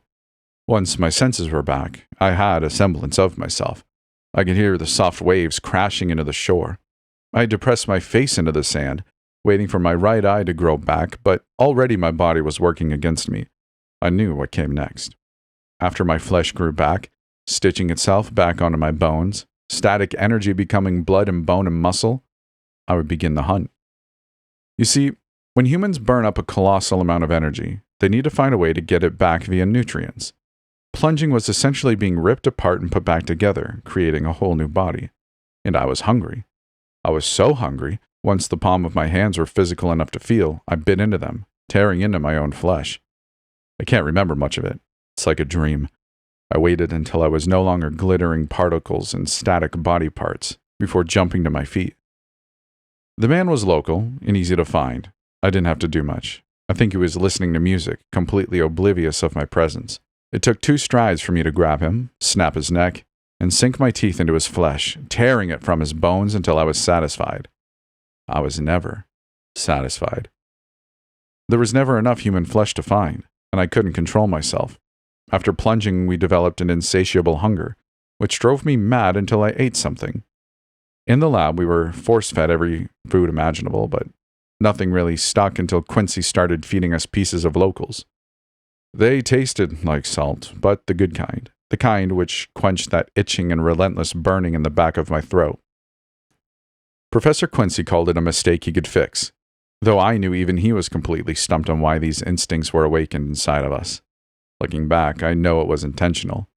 The guy intended to turn us into monsters, into freaks he could put on a leash and parade around like the freaks we were. Back then, though, part of me wanted to believe he could fix that so-called mistake. I want to tell you I was in a trance while feeding and that I couldn't help it. That part is true. Though I was fully conscious throughout, and no matter what I tried to do, stop my own bloody hands tearing skin off of bones and plunging into glistening gore, I had no control over myself. I was halfway through the man, chewing my way through his guts when the fog lifted from my eyes. Like I was in a trance. I awoke, feeling sick to my stomach and shaky. My immediate reaction was to purge what I'd eaten, but I didn't have time for that. Throwing the man into the sea, my first thought was to go back to the lab for the others before it hit me that I was outside for the first time in 6 months. I was actually free. I didn't have people around me, or an electric collar around my neck forcing me to stay where I was. Looking down at myself, I was covered, painted in the man's blood. It splattered my mouth and chin, and the taste and stink of human blood made me want to gag. The sky was black. Nighttime. It was so peaceful, and as I slowly waded into the shallows to wash myself down, I couldn't stop thinking about the dead man's family who had no idea of their loss. Dizzy, barely conscious, and struggling in my new body, I was half considering diving into the ocean and swimming out to where the sea collided with oblivion, when I glimpsed something floating several feet away. When I started towards it, I realized it wasn't floating, and not a something. It was a someone. I only needed to see dark brown hair and the familiar pale blue of the hospital gown we had been forced to wear to know it was Kion. My colleague was curled up in a cove, soft waves pushing him closer to shore. When I knelt next to him and reached out, grazing my fingers over his arms, he wasn't fully formed yet. He was close, but his skin was still slowly knitting itself back together, taking its time sketching out his eyes, nose, and mouth in strokes of unearthly, blinding light. I once saw it in a rabbit, this process, and I remember describing it as beautiful, like God himself was creating living things once again. I watched the rabbit start as nothing, but particles in the air, blossoming into an outline, growing thicker, growing flesh and fur.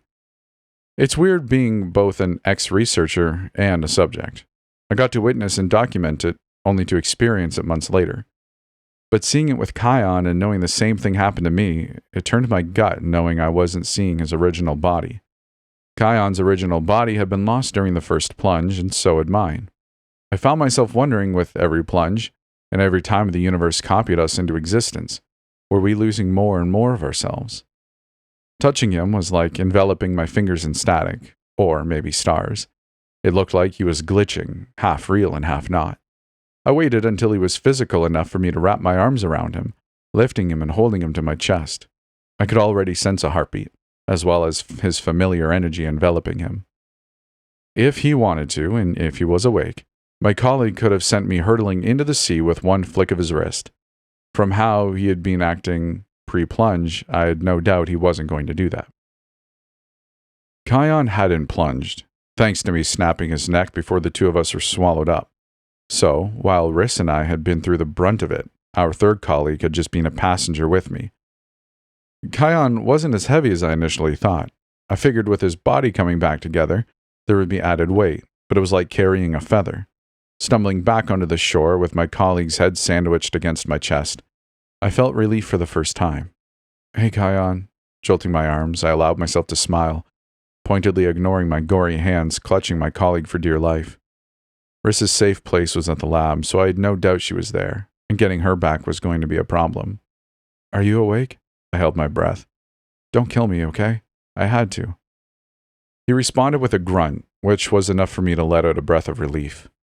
I hadn't forgotten that he had disemboweled a fully grown man with his mind and outright told me he liked to plunge. That was something I was pushing to the back of my head, though.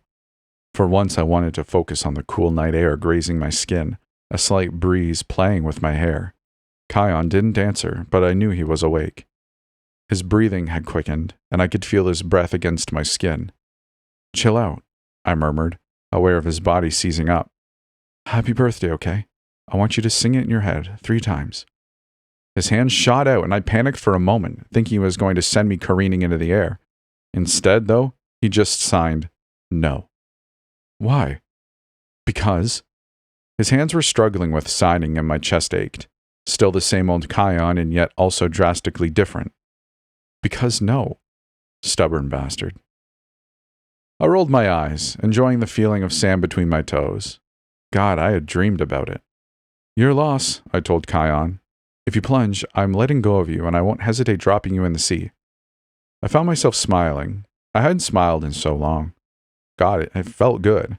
Ignoring his protests, I strode into the shallows once again, allowing each wave to wash over my ankles. The plankton was faded, but definitely noticeable. My memories were still unstable and not quite right from the experiments, but I did remember pieces of our time before being subjects. I remembered lying back on the sand under a full moon, while Riss and Jem splashed around like little kids. Kion bringing out his telescope to map out constellations. I doubted his state of mind cared about stuff like that anymore, which was a painful realization. All he cared about was bodying people with his messed up mind. My colleague didn't speak for a while, and I enjoyed the silence. After what felt like hours of staring at the sky, a thought came over me. Have you eaten? I signed awkwardly with my hands. No. Regardless of plunging or not, both of us needed to find food before our bodies took control of our minds. Are you hungry? He hesitated before signing. I'm hungry for food. Liar, do you want me to let you go? He twisted around to glare at me. I'm barely conscious. Well, maybe the sea will wake you up. I thought he was going to sign something insulting, but instead my colleague's body jerked, and I sensed his animal instincts bleeding into fruition. That was when the Kion I was scared of, who sensed someone coming, and his immediate reaction was to blow their brain to pieces. It wasn't a stranger, though. I could already sense their familiarity and their scent. My body, however, was already going into panic mode, which triggered plunging. The force of each step towards us felt like a tidal wave of heat. I could sense Kion trying to use his ability, but he was too weak. So was I. Even after eating, I had to sleep and rest my new body before I could even think about burning myself up again with plunging. Still, though, I could sense a threat, which had my toes curling, a sour bile creeping its way up my throat. When the sleek metal butt of a Glock protruded into the back of my head, I knew there was nobody holding it. The air was suddenly suffocating, and at the corner of my eye I could glimpse a flicker of light, sparking in the air. I could feel it once again, stripping at the sand beneath my feet and playing with the ocean. Kion didn't move, but his skin was already scalding hot. If I concentrated, the air in front of me was starting to spark and ignite with his ability. Run, I thought hysterically. The gun hung in the air around me like a tease, before finding my right and then left temple. If I concentrated, I could sense his pressure on the trigger. Down. The voice slicing through the air sent shivers through me, and Kion let out a sharp hiss. The word had weight to it, and my body instantly reacted to it, automatically submitting. When he repeated it, I did what he said and dropped to my knees. The gun followed me, grazing across the back of my skull like it thrilled him, to see us helpless. If I could figure out where exactly he was without twisting around, I should have been able to at least stall him by sending him flying into the shallows. Like he had read my mind, however, his palmy hands were coming down to squeeze my shoulders, and I was reminded what Seth had taken us away from. Being sold as guard dogs was one thing, but being put on auction to become guinea pigs for the world's elite and top scientists was something I couldn't even comprehend. I had the ability to pop the guy's brains, and I couldn't.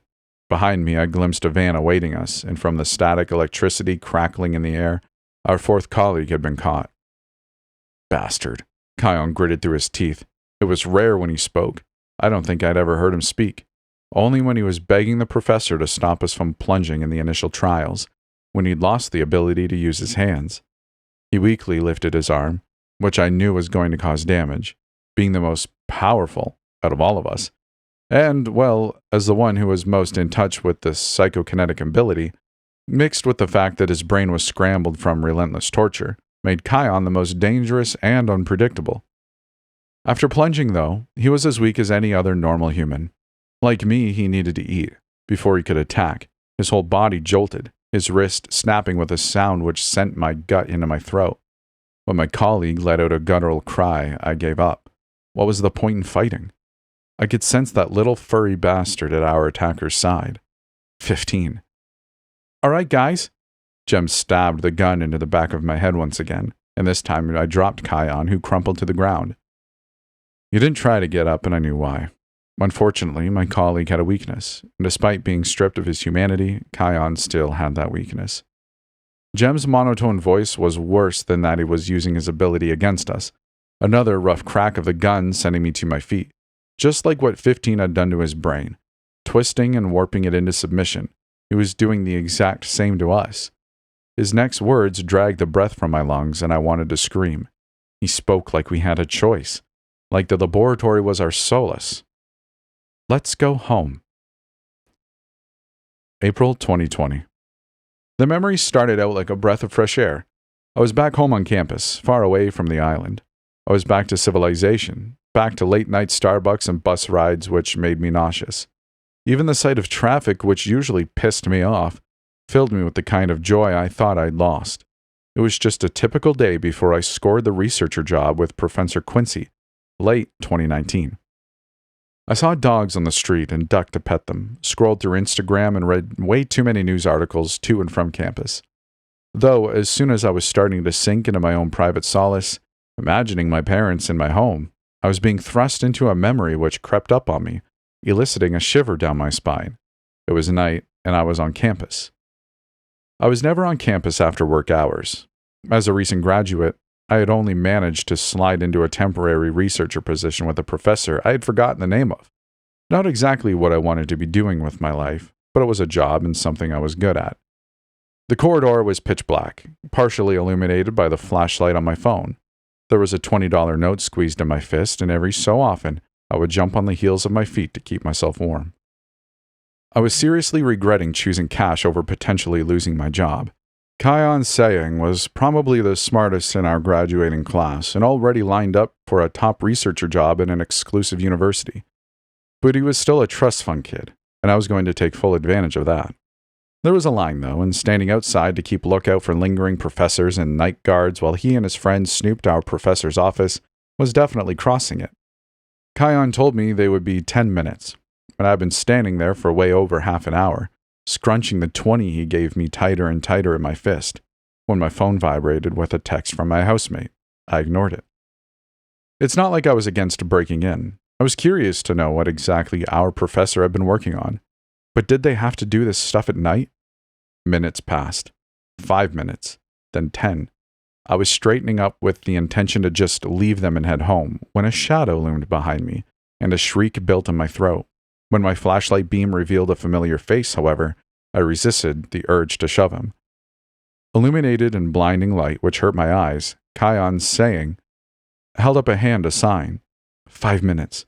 His lips quirked into a scowl, and I would have gotten pissed at him if I weren't transfixed by the way the light seemed to set every strand of his hair on fire. What is it? He signed, looking over my shoulder, his eyes widening. Did you see anyone? I shook my head. No, But I want another 20. He cocked his head. Relax. Another 20 or I'm going. I'm not your lookout for free, you know. Kion hesitated before pressing another 20 in my hand before signing. You're the worst. It's a hustle, baby. Nodding slowly, the guy gave me an odd look, and I remembered why he didn't like me. I definitely wasn't subtle with my flirting. Just stay here. That's what Kion said. 5 minutes. After another 20, I was fidgeting, jumping up and down, every sound causing my head to snap around. That was it. Hey, what's taking you so long? Ducking into Quincy's office, I found myself in what felt like a modern reenactment of Scooby-Doo.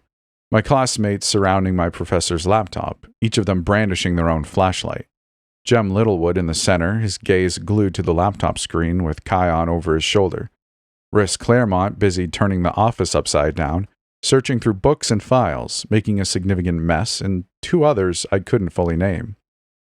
They had joined our class late in the semester and barely graduated, though. I was sure one of them was called Tom. When I was stringing sentences together in my head, trying to figure out how to ask what the hell they were doing, when Jem hissed out, stabbing the screen. Here it is! He lifted his gaze and met his eyes with me. Jem's eyes were dark. He wasn't smiling. He looked kind of sick. I knew it! Jem poked at the screen again, stabbing at it until Rhys hissed at him. I knew this guy was shady! Intrigued, I stepped closer. What did you find? Kion's eyes left the screen momentarily to glare at me, and I fingered the 20 in my pocket. So much for the takeout I'd been planning. Human experimentation, Rhys said, leaning on the desk. In her hand was a leather-bound file. It's all in here. Not just humans. Jem curled his lip in disgust. He's been mercilessly murdering rabbits. These little guys can't even defend themselves, and look at this. He turned the screen to show me, and I glimpsed a printed image of what was left of a rabbit lying in chunks on the ground. I had to swallow my dinner, which had snaked its way back up my throat in a sour paste. Luckily, Rhys was quick to explain. She waved the folder in the air. A glimpse into the ability to awaken the mind of the extraordinary, she started to read. Can we as humans push ourselves to lengths greater than man has achieved? Rhys had always been the level-headed one in the group, but even Rhys was struggling to comprehend what she was reading. It's talking about taking apart the human brain and stitching it back together with some kind of theoretical serum, she explained. Quincy outlines that he's working on said serum, but the subjects keep rejecting his advances? They're failing, and he doesn't know why, she laughed. He's basing research on fiction, essentially. This serum isn't possible outside of Marvel movies because... Rhys was flipping through pages, her expression growing wilder and wilder. Psychokinesis? Teleportation? Superpowers. Jem, who was sitting in the spinning chair, did a dramatic twirl. This guy is trying to find superpowers in rabbits. He paused, his wandering eyes going back to the light of the MacBook screen. Through some pretty messed up stuff. This is torture. Look at this. He's hurting them. And these little guys can't fight back. He's injecting that serum or whatever it is into them and trying to find something that doesn't exist. His eyes found mine, and for the first time I was terrified of my professor. He's a psycho, Jem spat, nodding at the screen. This is all we need to show the police, and surely they'll shut him down. Here he goes. Tom's voice sounded, but I couldn't see him. Like my memory was trying to hide him. All I sensed was a shadow looming in the corner. The animal whisperer. Professor Psycho is cutting into people's brains, and Dr. Doolittle here wants to save the rabbits. Jem's cheeks blazed, his head snapping up. What? And they don't deserve rights? Tom chuckled. You know, I've heard rabbit stew is tasty, man. You should try it. You're hilarious. Why are you even here, Tom? Duh. Professor Freakshow is doing weird stuff and I want in on it. Just like you. Tom cleared his throat. Or are you just here to save your furry friends? When Jem jumped up from the chair, always a loose cannon, Rhys shoved him back down. Cool it, Kion signed. Tom, stop being a douche. He nodded to Rhys, who held up pieces of paper with scary red ink printed all over them. And look at this. None of this is on campus. This guy's got a secret lab somewhere, and from the look of it, they have all failed. Look. She held up another leather folder. This guy's pissed off a lot of people. He's in debt with pretty much everyone in the medical field. Kion nodded, leaning over Jem, his eyes stuck to the screen. Wait, he signed, drawing our attention back to the laptop. What's that? What's what? Jem's expression crumpled with confusion, and Riss followed Kion's gaze, her eyes widening. There, she pointed. Go back onto the desktop. No, not that one, she nudged him. Do you know how to use a MacBook? Riss groaned. Yes, under that folder. At this point, I was edging closer to them, unable to resist my own curiosity. There was a moment of silence, the three of them intensely frowning at the screen, and Jem moving the mouse at record speed in twitching movements, before Riss let out an audible cry, her hands slapping over her mouth. Turn it off! She shrieked, and Jem, who looked startled himself, leaned back in the chair with panicked eyes. His gaze snapped to the door. Ren, can you watch the hallway? Something ice-cold slithered down my spine, and I nodded, all of the breath sucked from my lungs. Yeah, I said, but I wasn't heading towards the door. My body had a mind of its own, getting closer and closer to the desk where Jem was almost comically stabbing buttons and fighting with the mouse to exit whatever he'd managed to open. I thought it was an alarm, but looking at Kion's eyes, who was staring at the screen, there was something they were watching. Jem, looking sick to his stomach and Riss peeking between her hands. Instead of stepping out of the office to be the lookout, I found myself leaning over the desk. Jem had given up trying to turn it off, instead frowning at it like he was in a trance.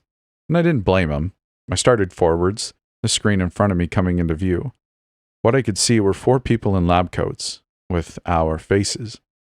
We surrounded a bed, where a woman was kicking and screaming. I recognized myself as I held her down, administering something inside an IV which calmed her down. Before her body went still, her arms going limp. I stepped forward and made an incision in her stomach, the 4 of us carefully opening her up and removing each of her organs, placing them in a white container. It wasn't the procedure itself which turned my gut. It was that we emptied her out completely with no expression, no glint of humanity in our eyes. I was transfixed by myself, the way I moved, like I was a puppet on strings when Jem clicked off the video finally, leaving us in an awkward silence. It was the perfect time to run, to get out of there, though part of me wanted to know the origin of the video and just how exactly my professor had managed to film something I didn't remember. Jem's fingers tapped at the mouse, and I could sense him starting to freak out. That's not us, right? He looked at me for confirmation like I would know, and I saw the panic starting to twitch in his lips. What is this? Blackmail? Jem leaned on his fist and turned next to him. Riss peeled her hands from her face, letting out a breath. Kion, who had been quietly observing, nodded. It's blackmail, he signed. My guess is he wants us for something. He leaned against a bookcase. Question is, what? I told you, that's not me, Jem gritted out, straightening in the chair. That's a deepfake. No, that's us, Riss spoke up, signing simultaneously. Sorry to burst your bubble, but it's not possible to create a deepfake as accurate as that. He would need some serious technology, and Professor Quincy doesn't exactly strike me as a techie guy. She held up the documents she'd been clinging onto. Remember the class we had a few years ago about the theoretical idea of suggestion? He was always bringing it into discussion, right? Almost like he was obsessed with it. Well, Riss slammed the documents down on the desk, and I nearly jumped out of my skin. What if he wasn't talking in theory? We all know it's possible. MK Ultra, mind control. It's not out of the whim of possibility that our unhinged professor managed to get his hands on certain tools, which could make the power of suggestion no longer a myth. Something more realistic. When even Kion frowned at her dismissively, Riss shrugged. I'm just saying, we just watched a 2-minute video of the 4 of us murdering a woman and removing her organs. And apart from the shock value, none of us seemed deeply affected, which means deep down we already know we've done it. Riss prodded at her own temples, and I was suddenly all too aware of how right she was. I was horrified by the video, yes, but part of me was already desensitized. Looks like our professor's been messing with our heads. Kion started to sign, but she turned to him. Do you remember what you did Monday night? His frown told me everything I needed to know. Exactly. To further her point, Riss turned to each of us. Any of you? I thought I passed out and lost several hours, but what if that wasn't the case? Jem folded his arms. That's not possible, and you're starting to sound like a conspiracy theorist. No, I think, just like Kion said, he's made the perfect blackmail video. Footsteps outside suddenly sent my body into fight or flight, and Kion shot me a dirty look. You were supposed to wait outside. Before I could answer, a shadow loomed in the doorway, but I never saw it. Instead, my mind plunged me into another memory. A flash, and I saw Sarah and Tom wrapped in plastic. My own hands were bloody and streaked red. I threw them into darkness of the failure room and turned to see my professor's face. Very good, Ren, he said. Don't worry. There are successes and failures. Sarah and Tom weren't strong. His hands were on my shoulders, and the feeling of his grasp on me felt familiar. Warm. What did I say, Ren? Word for word. That they are not to be considered as human, I said, my voice a monotone drawl. Sarah and Tom are subjects of the mildew experiment. Precisely, he said. His hands squeezed my shoulders. I see a lot of myself in you, Ren. Conflicting morals and a state of mind begging the question, are we good people? As scientists, no, we are not. Humans, debatable. You will soon understand the lengths I am going to will benefit humankind. I want you to be on that journey with me. All of you. I believe you will become stepping stones to the new age of man. Yes, Professor Quincy. I didn't remember any of that. So why did I know the feeling of warm blood on my hands and spattered up and down my arms? Why did I know the sensation of my scalpel slicing through a human arm, human flesh? Sarah, why did I know the exact weight of her in my arms and where to dispose of her body? The trauma of that specific memory being dug up was enough to jolt my brain into awareness, reality blooming. I awoke with foggy thoughts, staring real hard at a white ceiling. I couldn't move. My body was stiff and it didn't feel like mine, like I was a phantom barely clinging on. Through half-lidded eyes I just managed to force open, I glimpsed clinical white. There was just white, a large expanse of white, and enveloping the white was a figure looming over me speaking in tongues, and I had to really concentrate to figure out what they were saying. It took me a while to figure out it was the radio. It was a newscaster, the voice crackling into my ears just as a thunderbolt of pain racked the back of my skull. Good afternoon. It is April 3rd, 2020. The WHO have announced today new curbs to combat the novel as cases rise across the... April 3rd? Weeks had gone by, and I had spent them detached from reality, a prisoner of my own mind. In other news, it's been rumored that washing your hands 3 times to the tune of Happy Birthday is enough to... The voice on the radio cut off, and I swallowed a shriek building in my non-existent throat. Happy birthday, I thought. Did it calm people? Could I use it as an anchor? That's enough of that. Professor Quincy's voice was like a wave of ice-cold water, startling me. I apologize if the radio is distracting folks. I'm just prepping Subject A. Just give me a moment and I'll be with you. If you're curious about this vital procedure, please go to the About page of my website. I could feel the tips of his fingers stroking my scalp, a protruding needle sticking into the back of my skull, warm wetness dripping down my back. And stop. I just wanted it all to stop. I wanted to fail. Plunge. I wanted to go home. I was reminded of a memory of myself struggling with a rabbit, trying to drill into its head. Karma. My body relaxed when the professor's fingers slipped inside my skull. I didn't have a mouth to scream with. I was awake, I thought. I shouldn't have been awake mid-procedure. I must have made some kind of inclination, my body rattling from the agony racking my head, before Professor Quincy's voice slipped effortlessly into my ears, and I felt hatred. His touch leaves me for a moment. I apologize, Ren. Professor Quincy's voice slipped into my ears, and I felt hatred. I felt like my body was burning. I was screaming into an abyss which held me down. I don't think I administered enough anesthetic. Please forgive me. His hands, still sticky with my blood, stroked through the bald patch in my hair and the deep, carnivorous hole inside my brain. I was aware of him speaking my colleague's name several times, but I couldn't question him. There was something being forced down my throat. Jem, I thought dizzily. What were they doing to him? Go to sleep, my professor cooed, returning to my side. Good girl. I did, fireworks coming to life in the backs of my eyes, when oblivion bled into consciousness and I was left to hang suspended in the dark. That was when I first saw it. It started like a tiny pinprick of light, But as time passed, it grew bigger, something I could comprehend. Intense pulsing energy I felt like I could reach and envelop in my hands, sizzling, crackling, and exploding while my body burned. Pieces of me coming apart, memories I had held onto drifting away, and a sense of losing myself, my name, everything I had been. And that light, that blinding blue light I didn't think possible, grew brighter until it swallowed me up.